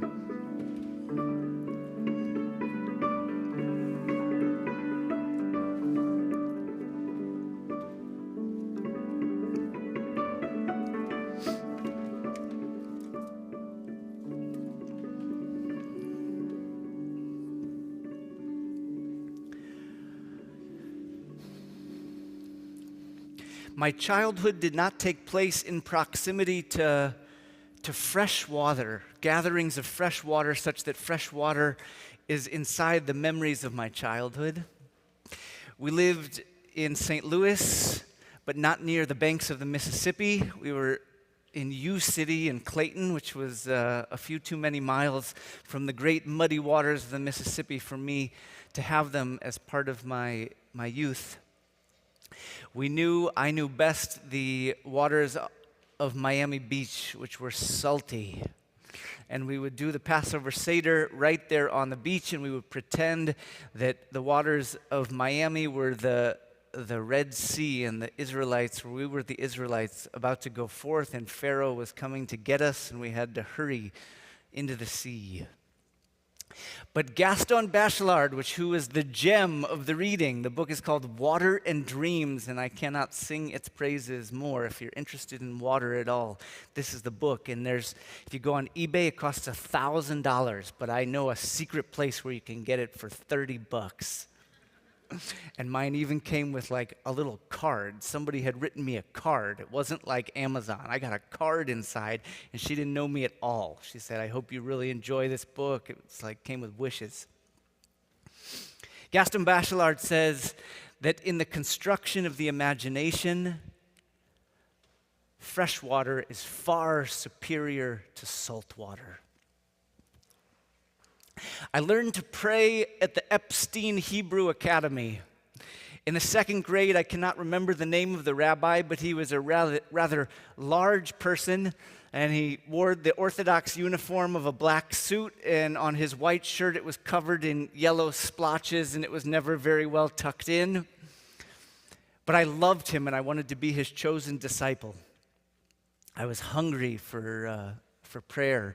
And we had this game where he would call out a phrase from the prayer book, and everybody in the class, all the little second graders, had to zoom through the prayer book to try and find where the two words of that phrase were placed. And I wanted to be really good at this game, so I zoomed, and I think I was good at this game. And the goal of the game was that, after the game, we would then do the prayers. And the goal was that they would flow fluently from the lips like water. And I would hold the little prayer shawl fringes in my hand, and it didn't take too long. Soon I was fluent in prayer. I learned to pray again after college. I was accepted to rabbinical school, but a not too close friend who I had met at summer camp said she was going to India. I said, "Oh, I'm going to hitch a ride." And I called the rabbinical school. I said, "Can I defer this thing a little bit?" They said, "Sure, no problem." We flew into Delhi. It was incredibly chaotic, and we left immediately for the hills of Rishikesh, one of the foothill cities of the Himalaya where the Beatles set up their ashrams.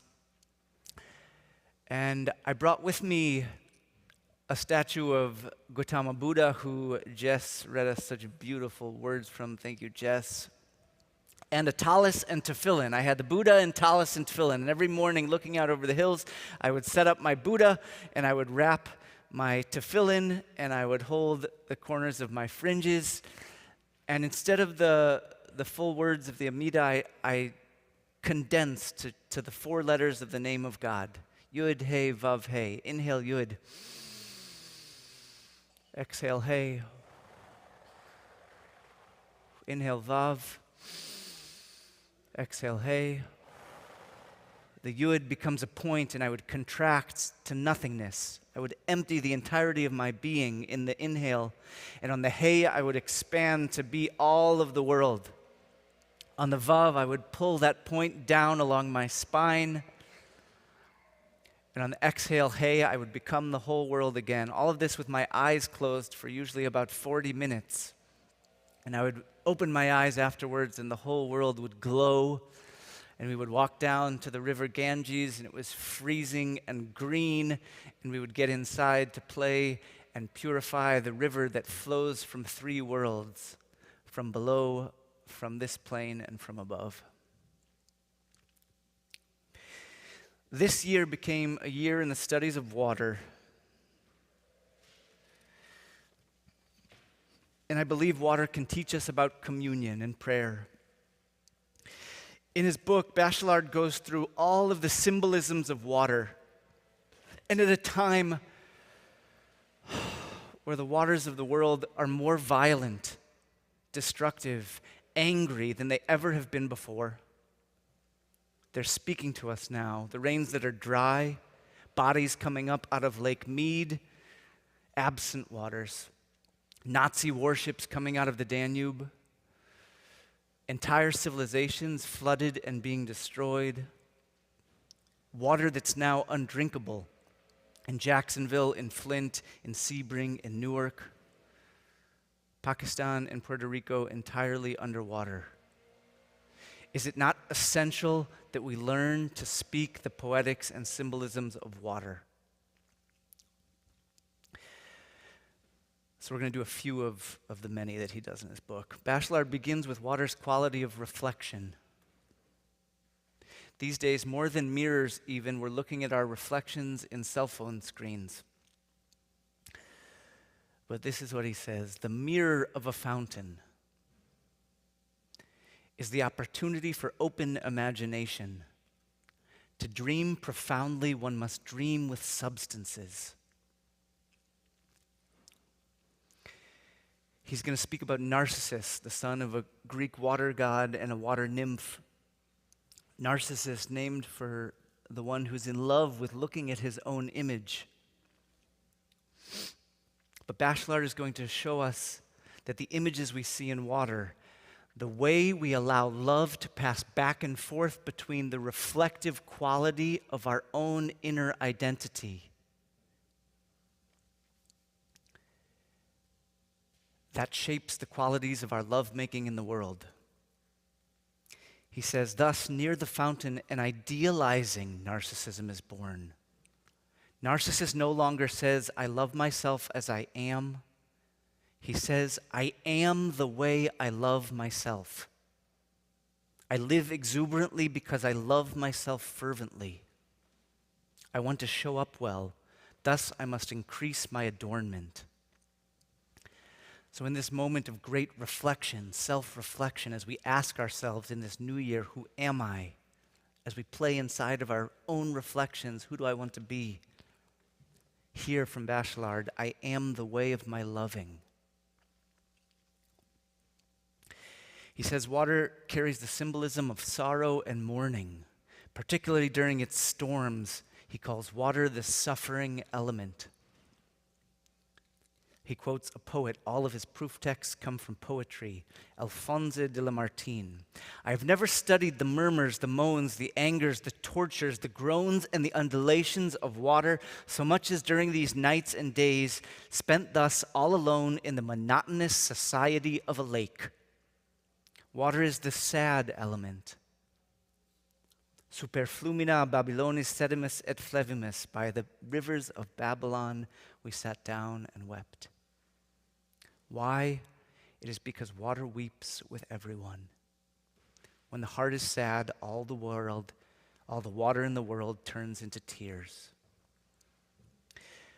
The days of the past year and the past few years have felt like mourning has been called for incessantly. So much desecration of the divine imprint in all beings. And maybe waters of sorrow spurned, mourning foregone, a sign of whom we consider worthy of life and mourning. Suffering waters scorn turned to angry waters of destruction. Mourning can be one of the most exquisite pools of communion. If you've been inside the beauty of Shiva, you know that we're composed of the losses of each other. We're all composed of our loss more than we're composed of our triumphs.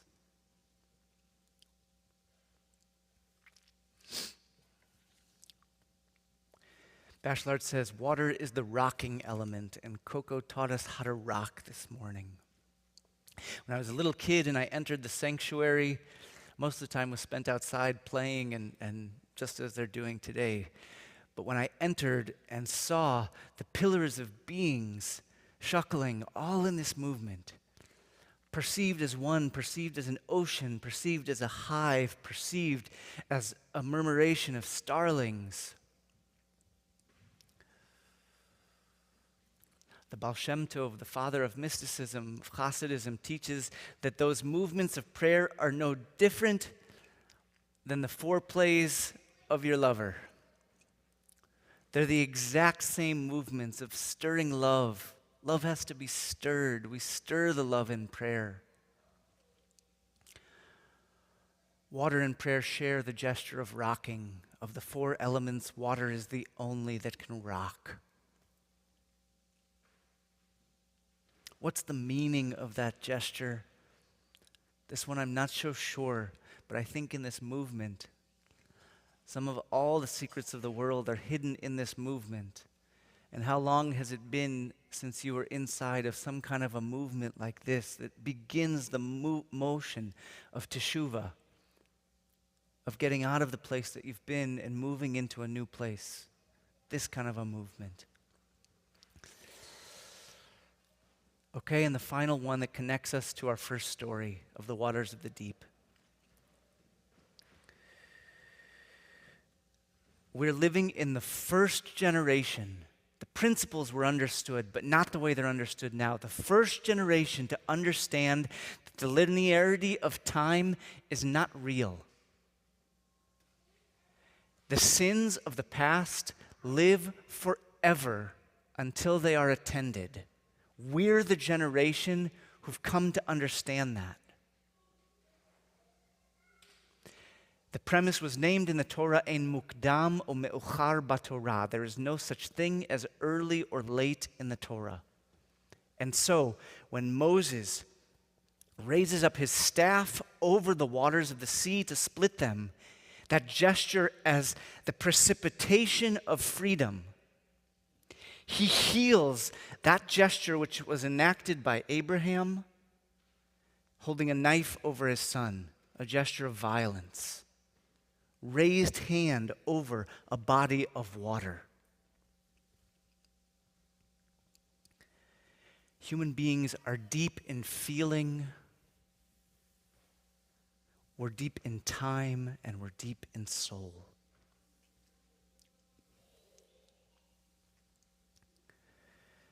Bachelard asks us, is it really possible to describe the past without images of depth?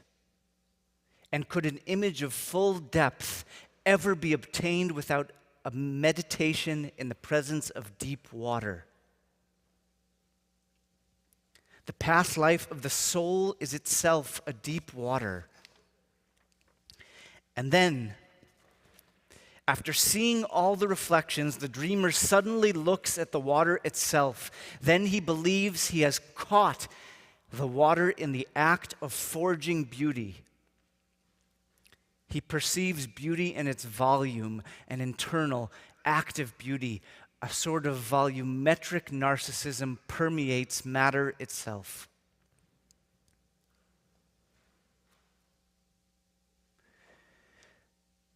If we're going to learn how to pray this year, it may have nothing to do with religion, entirely to do with water.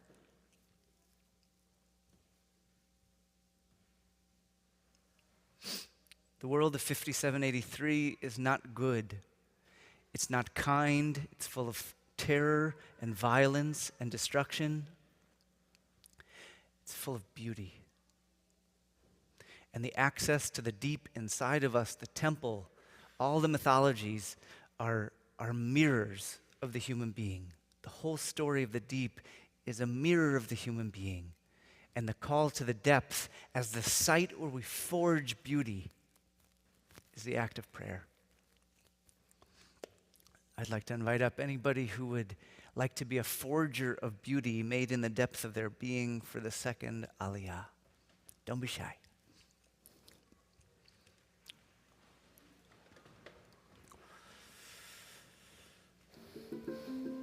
Thank you, Max.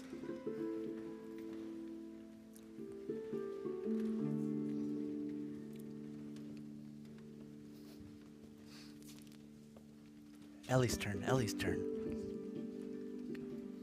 I think you have to go over there.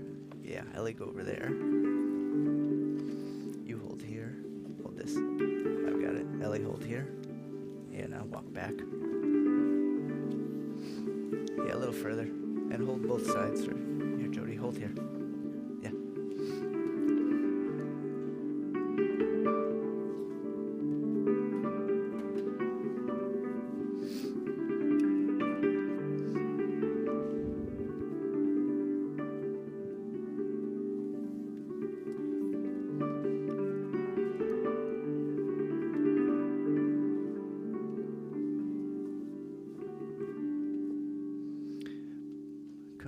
Come this way a little. blessing on the count of 3. Baruch hu et Adonai hamborach. Baruch Adonai hamborach leolam voed. Baruch Adonai hamborach leolam voed. Baruch ata Adonai Eloheinu melech haolam. Asher bachar banu mikol hamim v'natan lanu et Torato. Baruch ata Adonai noten haTorah. Amen. Vayar Elohim et haor ki tov. Vayavdel Elohim ben haor uben hachoshech. Vayikra Elohim laor yom v'lachoshech kara laila. Vayerev vayivoker yom echad. ויאמר אלוהים יהי רקיע בתוך המים ויהי מבדיל בין מים למים. ברוך אתה אדוני אלוהינו מלך העולם אשר נתן לנו תורת אמת בחיי עולם נטע בתוכנו ברוך אתה אדוני נותן התורה.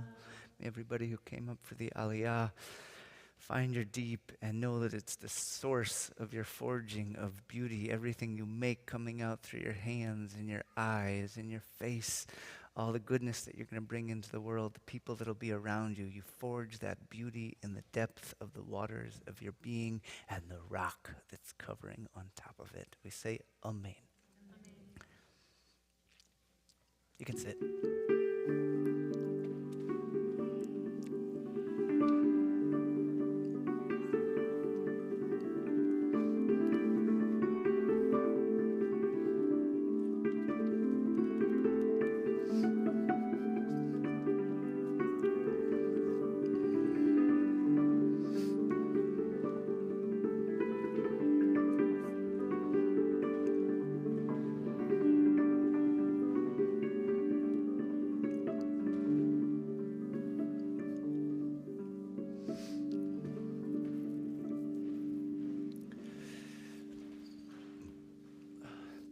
Struggling to process the overwhelming transformations of his life, Olaf the Magic Snowman of Frozen 2 resorts to mindless recitation of strange facts of science and myth that he picked up from God knows where.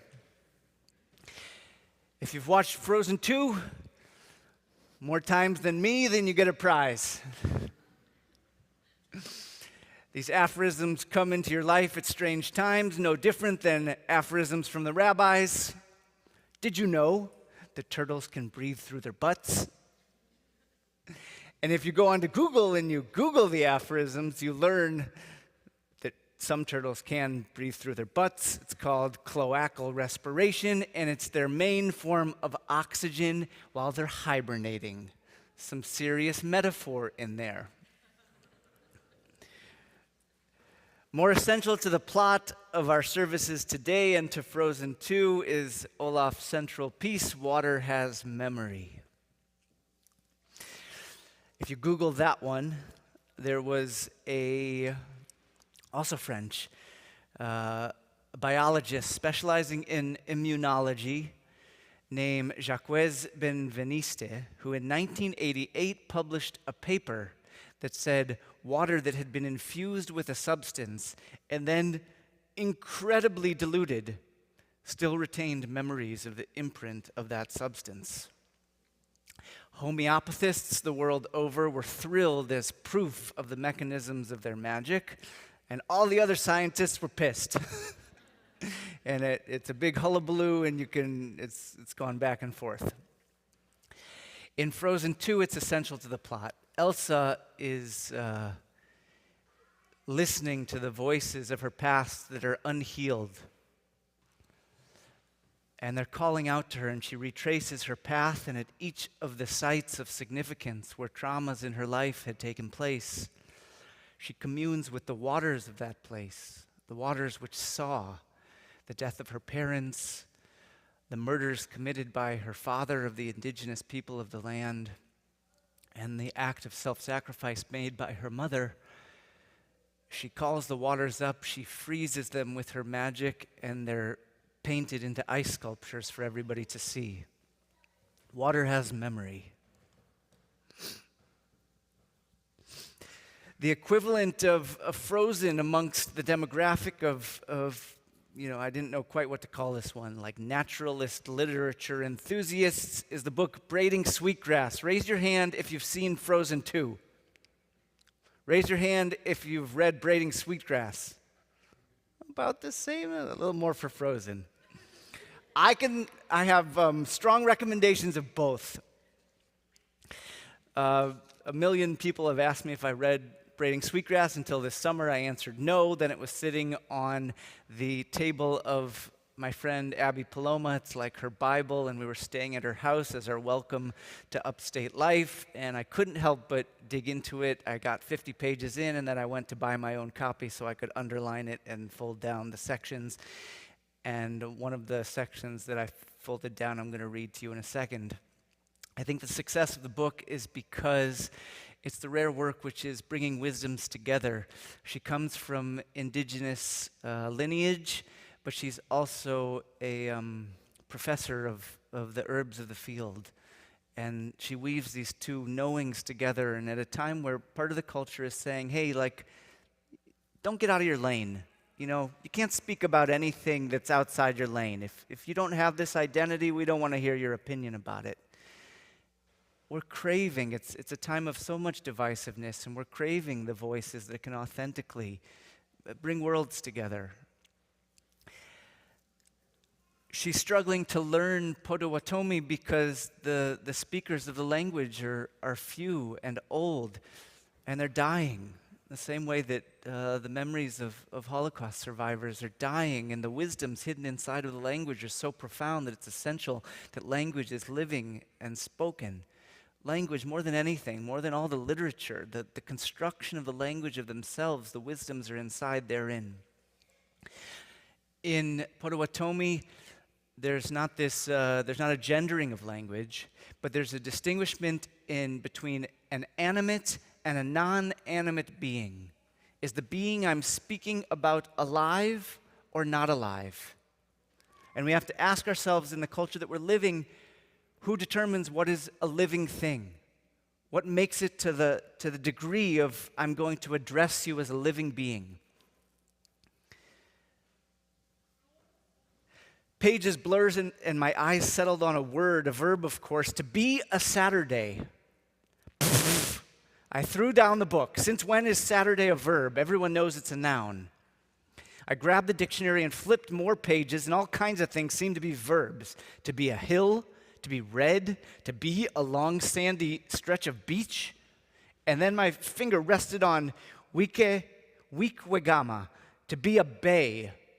Ridiculous. And then I swear I heard the zap of synapses firing. In that moment, I could smell the water of the bay. I could watch it rock against the shore and hear it sift onto the sand. A bay is a noun only if water is dead. When bay is a noun, it is defined by humans, trapped between its shores and contained by the word. But the verb, wikwegama, to be a bay, releases the water from bondage and lets it live. To be a bay holds the wonder that for this moment the living water has decided to shelter itself between these shores, conversing with cedar roots and a flock of baby mergansers. Because it could do otherwise, become a stream or an ocean or a waterfall, and there are verbs for that too. Water, land, and even a day. The language, a mirror for seeing animacy of the world. The life that pulses through all things, this is the grammar of animacy.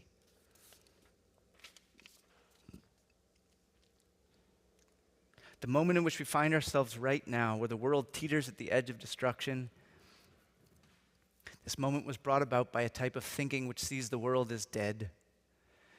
Creatures, plants, animals, trees, all the variable formations of the substances of earth, soil, clay, gold, coal, oil, all things to be used for the increase of the pleasure and capital of human beings. They're never living, they're never verbs. That consciousness which still permeates us is what's causing the world's destruction. And the world's repair is dependent on old wisdoms whose annihilation has been attempted.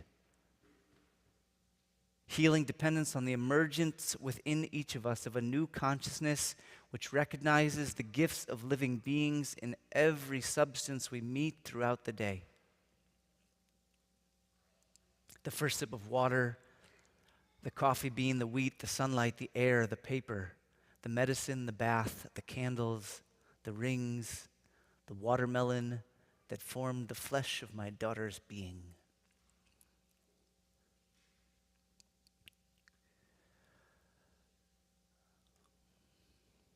I used to think that we were far from prayer, uncomfortable with its language and imagery, but now I'm seeing it everywhere.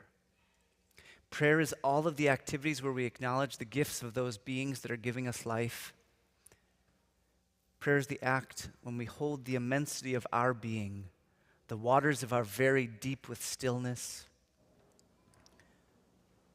Prayer where the soul looks out from the pools of our eyes and sees acts of prayerfulness. This is the last piece, but it's really important.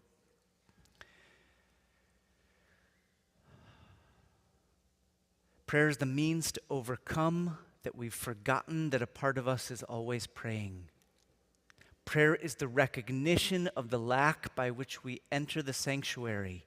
We enter through prayer and go out through communion. We come in through yearning. We come in through not being full, through singing praises while we're broken. And we pour. You have to pour out your being. It's a pouring. All this begging of singing that we're asking and movement, we're asking you to pour yourself out. That's the process we have to learn, how to pour and how to do it whatever you're doing. Can you pour yourself? Even when you're broken, you can pour, and the prayers of the broken are the most beautiful, the most beloved. And when you pour, at a certain point, you can pause, and you found that there's nothing left. You're empty. And Meister Eckhart says that's called kenosis, the emptying of the self, and there's a rule. If you're that empty, God must enter you. Must. That's the rule. That's the law of how spirit works. If you've poured yourself that well, God will enter you. We enter through prayer. We go out through communion. Let's read the final aliyah, then we're going to blow the shofar. If you'd like that act of kenosis, of pouring and emptying, prayer to communion to be a part of your year, come on up for the third aliyah.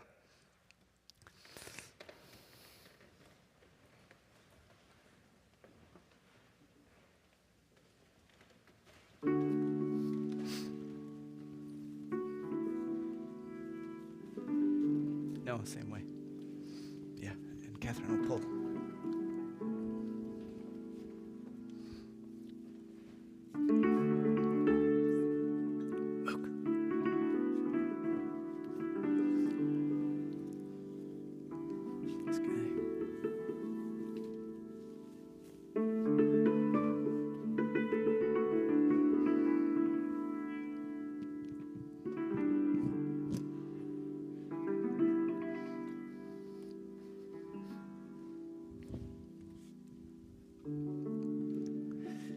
Blessing on the count of three. 1, 2, 3. Baruch hu et Adonai Amborah. Baruch Adonai Amborach leolam vaed. Baruch Adonai Amborach leolam vaed. Baruch ata Adonai Eloheinu melech haolam. Asher bachar banu mikol hamim. V'natan lanu et Torato. Baruch ata Adonai noten haTorah. Amen. Vayas Elohim et harakia, vayavdel ben hamayim asher mitachat larakia, uven hamayim asher me'al larakia, vayhi chen. Vayikra Elohim larakia shamayim, vayhi erev vayvoker yom sheni. Vayomer Elohim yikavu hamayim mitachat hashamayim el makom echad vatereh hayabasha vayhi chen. Baruch ata Adonai Eloheinu melech haolam asher natan lanu Torah temed v'chayei olam nata betochenu Baruch ata Adonai noten haTorah. May you be the second day of creation where the waters are above and the waters are below. May you be a collection of waters. May you be water with memory. May it teach you communion, that everything you meet lives on water, breathes on water, drinks water. Everything is possible. Prayer everywhere. May you be gifted at pouring and pouring and pouring, and all the beings around you be nourished by your service. We say, Amen. Close. Okay, we're going to do, take a seat for a second. We'll transition to shofar.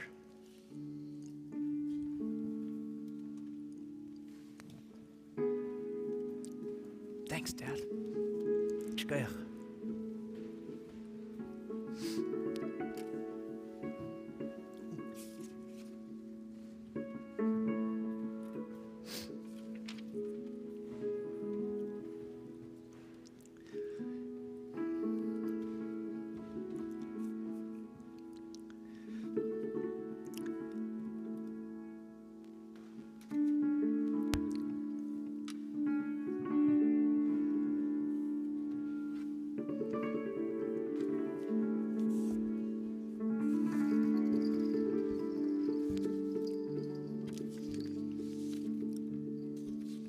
Okay, everybody, this is the song that King David sang to the deep.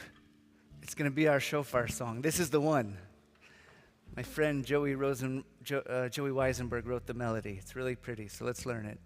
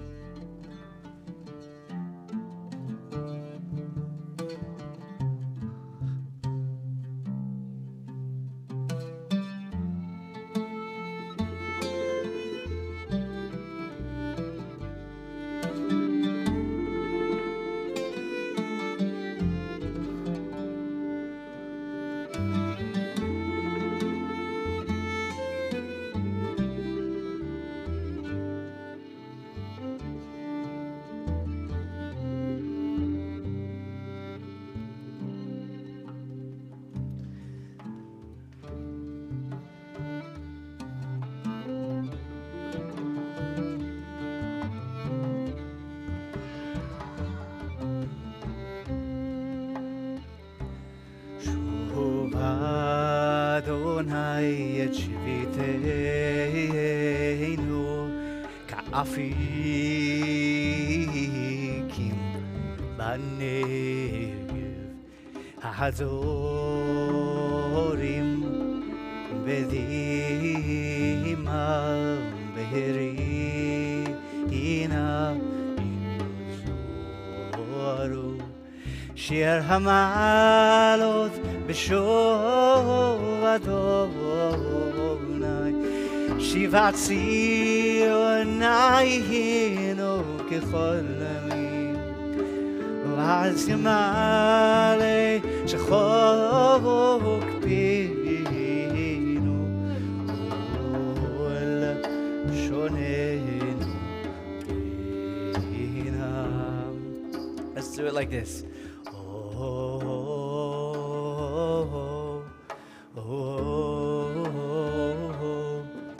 Okay, everybody stand up. And we're going to blow shofar from right here. And if you want to be next to the shofar, come right here, just like it's the Torah. I don't know where they are. You guys know where they are? I hope you can find them. Some people should come be close to the Torah. We're going to blow 3 sets of blasts. Rumi!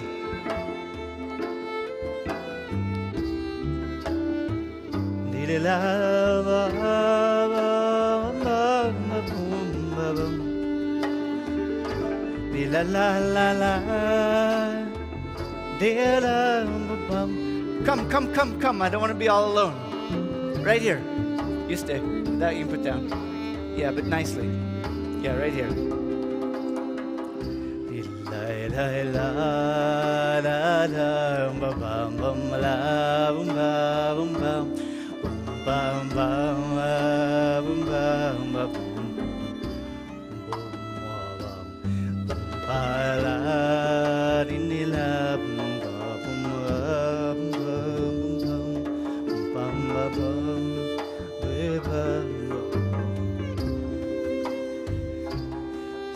Hamalon Adonai Sivat Zion Hayinu Gechodamim Ohal Zimalei Zechok Binu Ol Shoneinu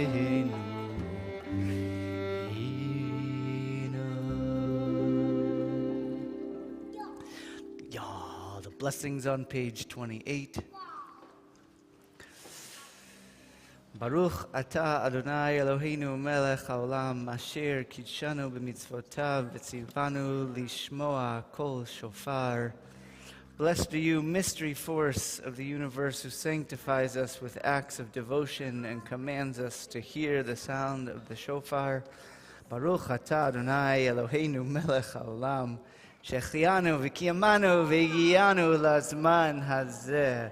Blessed are you, mystery force of the universe, who has kept us alive and sustained us and brought us to this moment. No, don't touch any of that. We're going to do 3 sets of blasts. The shofar maybe is the sound of the deep, the sound of the calling of the deep, that place which was the place of our investigations, the rock of our face, covering the Holy of Holies, covering that sight of the deep. And this is what it sounds like. We raise our hands to our ears, say, please let me hear. Please let me hear everything I need, all the wisdom in this sound for the whole year. The crying of the earth's waters, stirring compassion in me in a new way.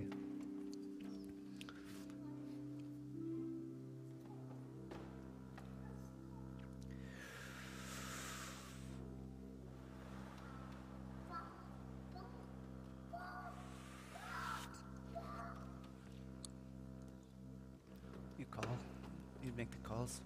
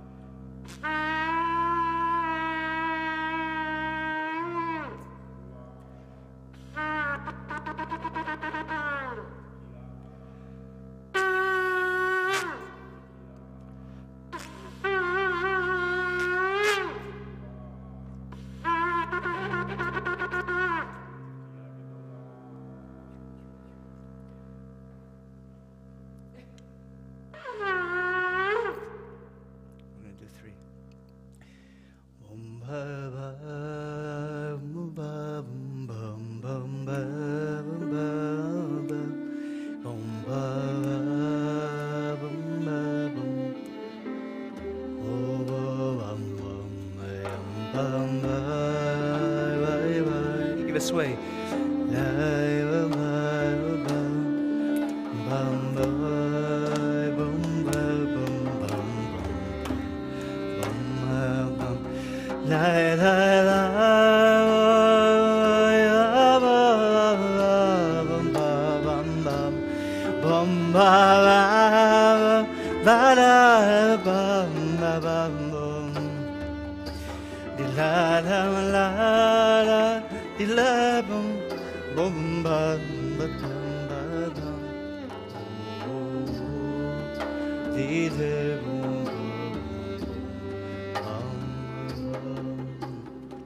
Half on the next one.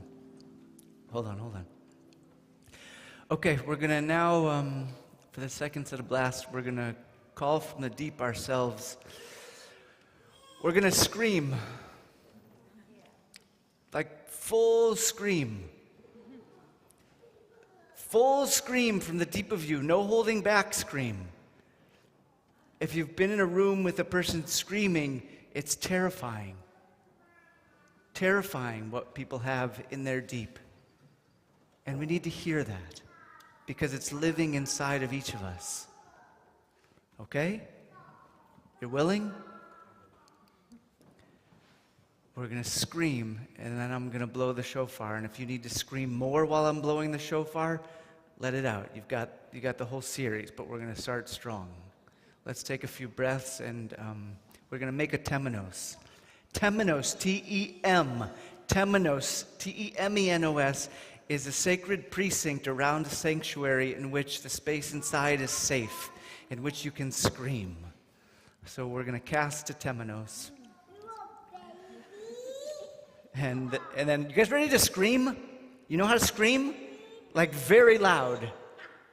You can do that? No apples in the mouth for screaming. Okay, take a breath. Everybody take one step forward. Now another step forward. Okay, take a breath in. 1, 2, 3.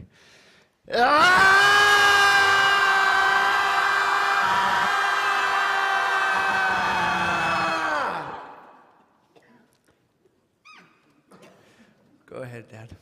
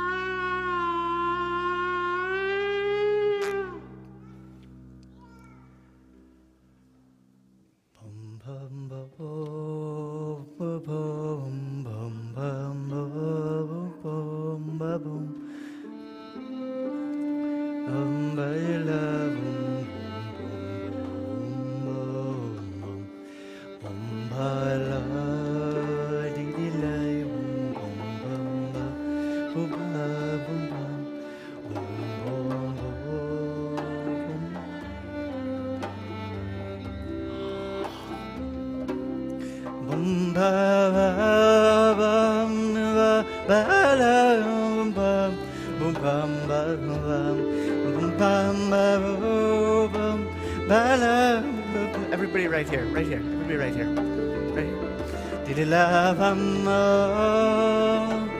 my love?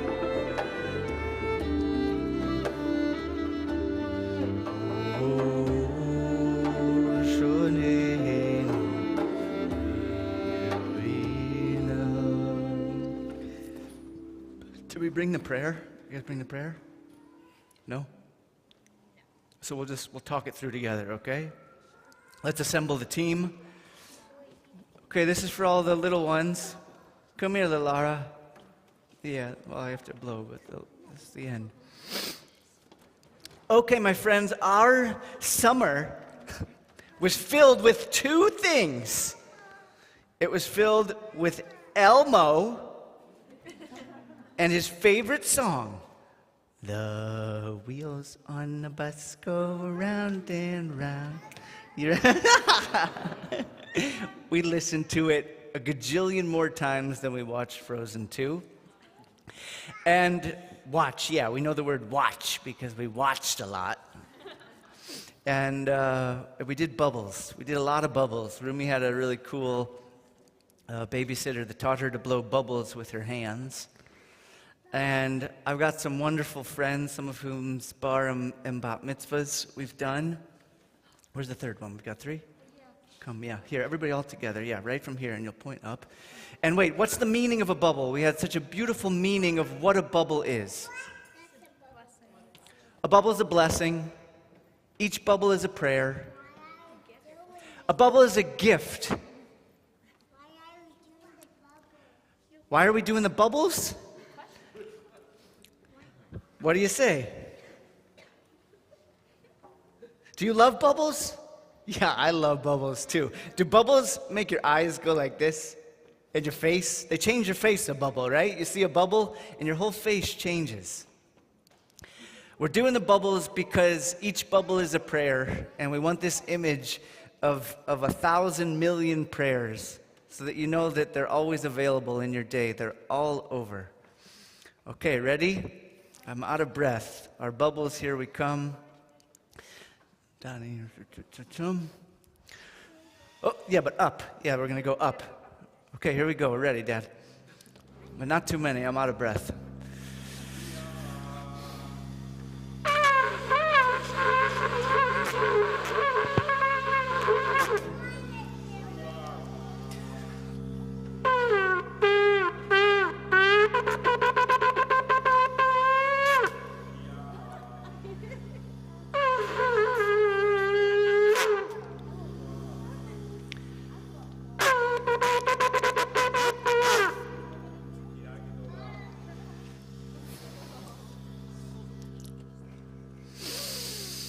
Take a breath of bubbles in.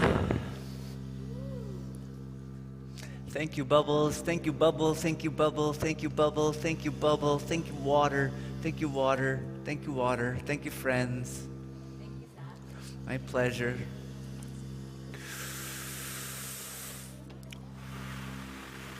One more deep, deep breath with me.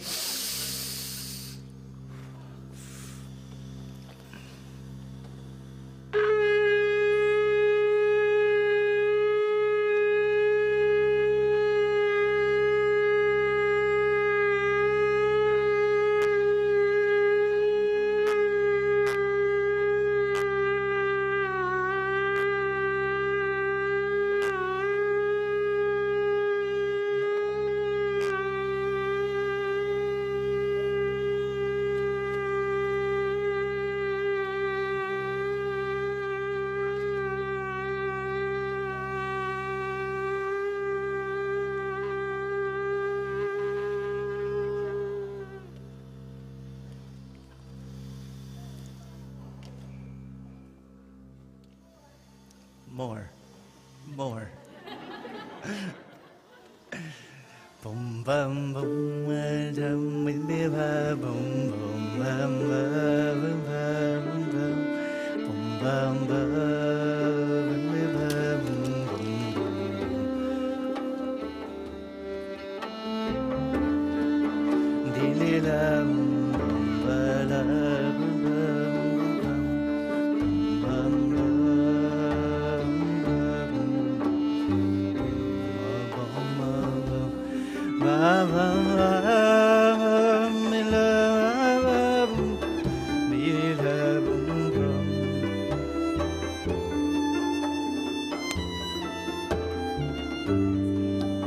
raise your hand in blessing over each other. Shana Tova, my friends. Happy New Year. Carry all the bubbles out to the world. Thank you to everybody. Thank you to Coco. Thank you to Zivar. Thank you to Jess. Thank you to Tom. Thank you to Jay. Thank you to Donnie. Thank you to Shane. Thank you to Max. Thank you to Megan.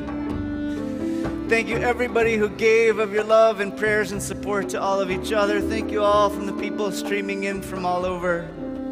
Thank you to Rumi and Ara and my family for helping us do these holidays. Thank you to Elmo. Oh! You coming, Ara? We're going to do the Mourner's Kaddish on not page 151. Let's find it. First person to find it wins the prayer game.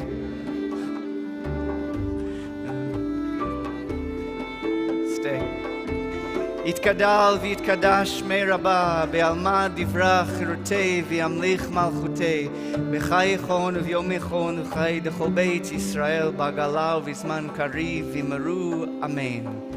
Yehei shmei rabba mevorach leolam lalmei almaya יתברך וישתבח ויתפאר ויתרומם ויתנשא ויתהדר ויתעלה ויתהלל שמי דקודשה בריחו לילה מן כל ברכתה ושירתה תושבחתה ונחמתה דמירן בעלמא ואמרו אמן יהי שלמה רבה מן שמיה וחיים עלינו ועל כל ישראל ואמרו אמן עושה שלום במרומיו הוא יעשה שלום עלינו ועל כל ישראל ואמרו אמן. May great peace flow like a fountain, bubbles over all of you, the ancestors blessing you. May you go into the new year strong and wise and kind and filled up with life, believing in the deep reservoir contained within you. It's there, it's there. Sometimes digging is really, really hard, but it's there.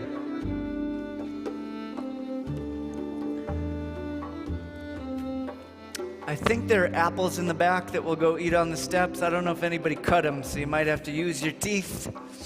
We're going to go out with Adon Haslichot. You lost your tooth?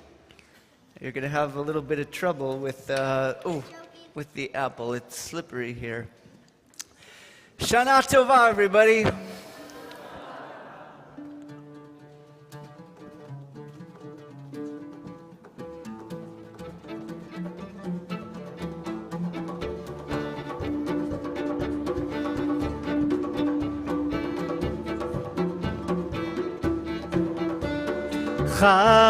חנתנו לפניך אחים עלינו לילה חנתנו לפניך אחים עלינו אדון נעשה לכבוד מולכין לבבו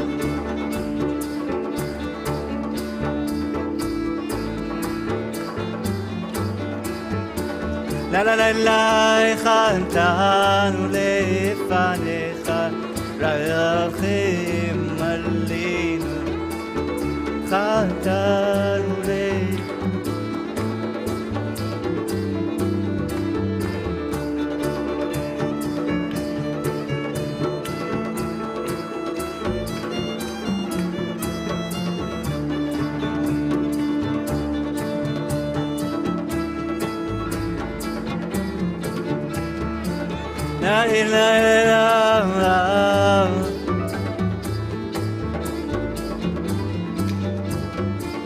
La la la la, חנתנו לפניך.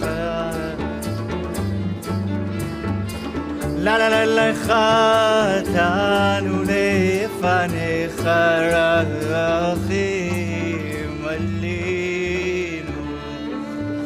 Shana Tova Umetuka, may be a sweet, sweet new year for you. You want to stay more? The whole life you want to stay for?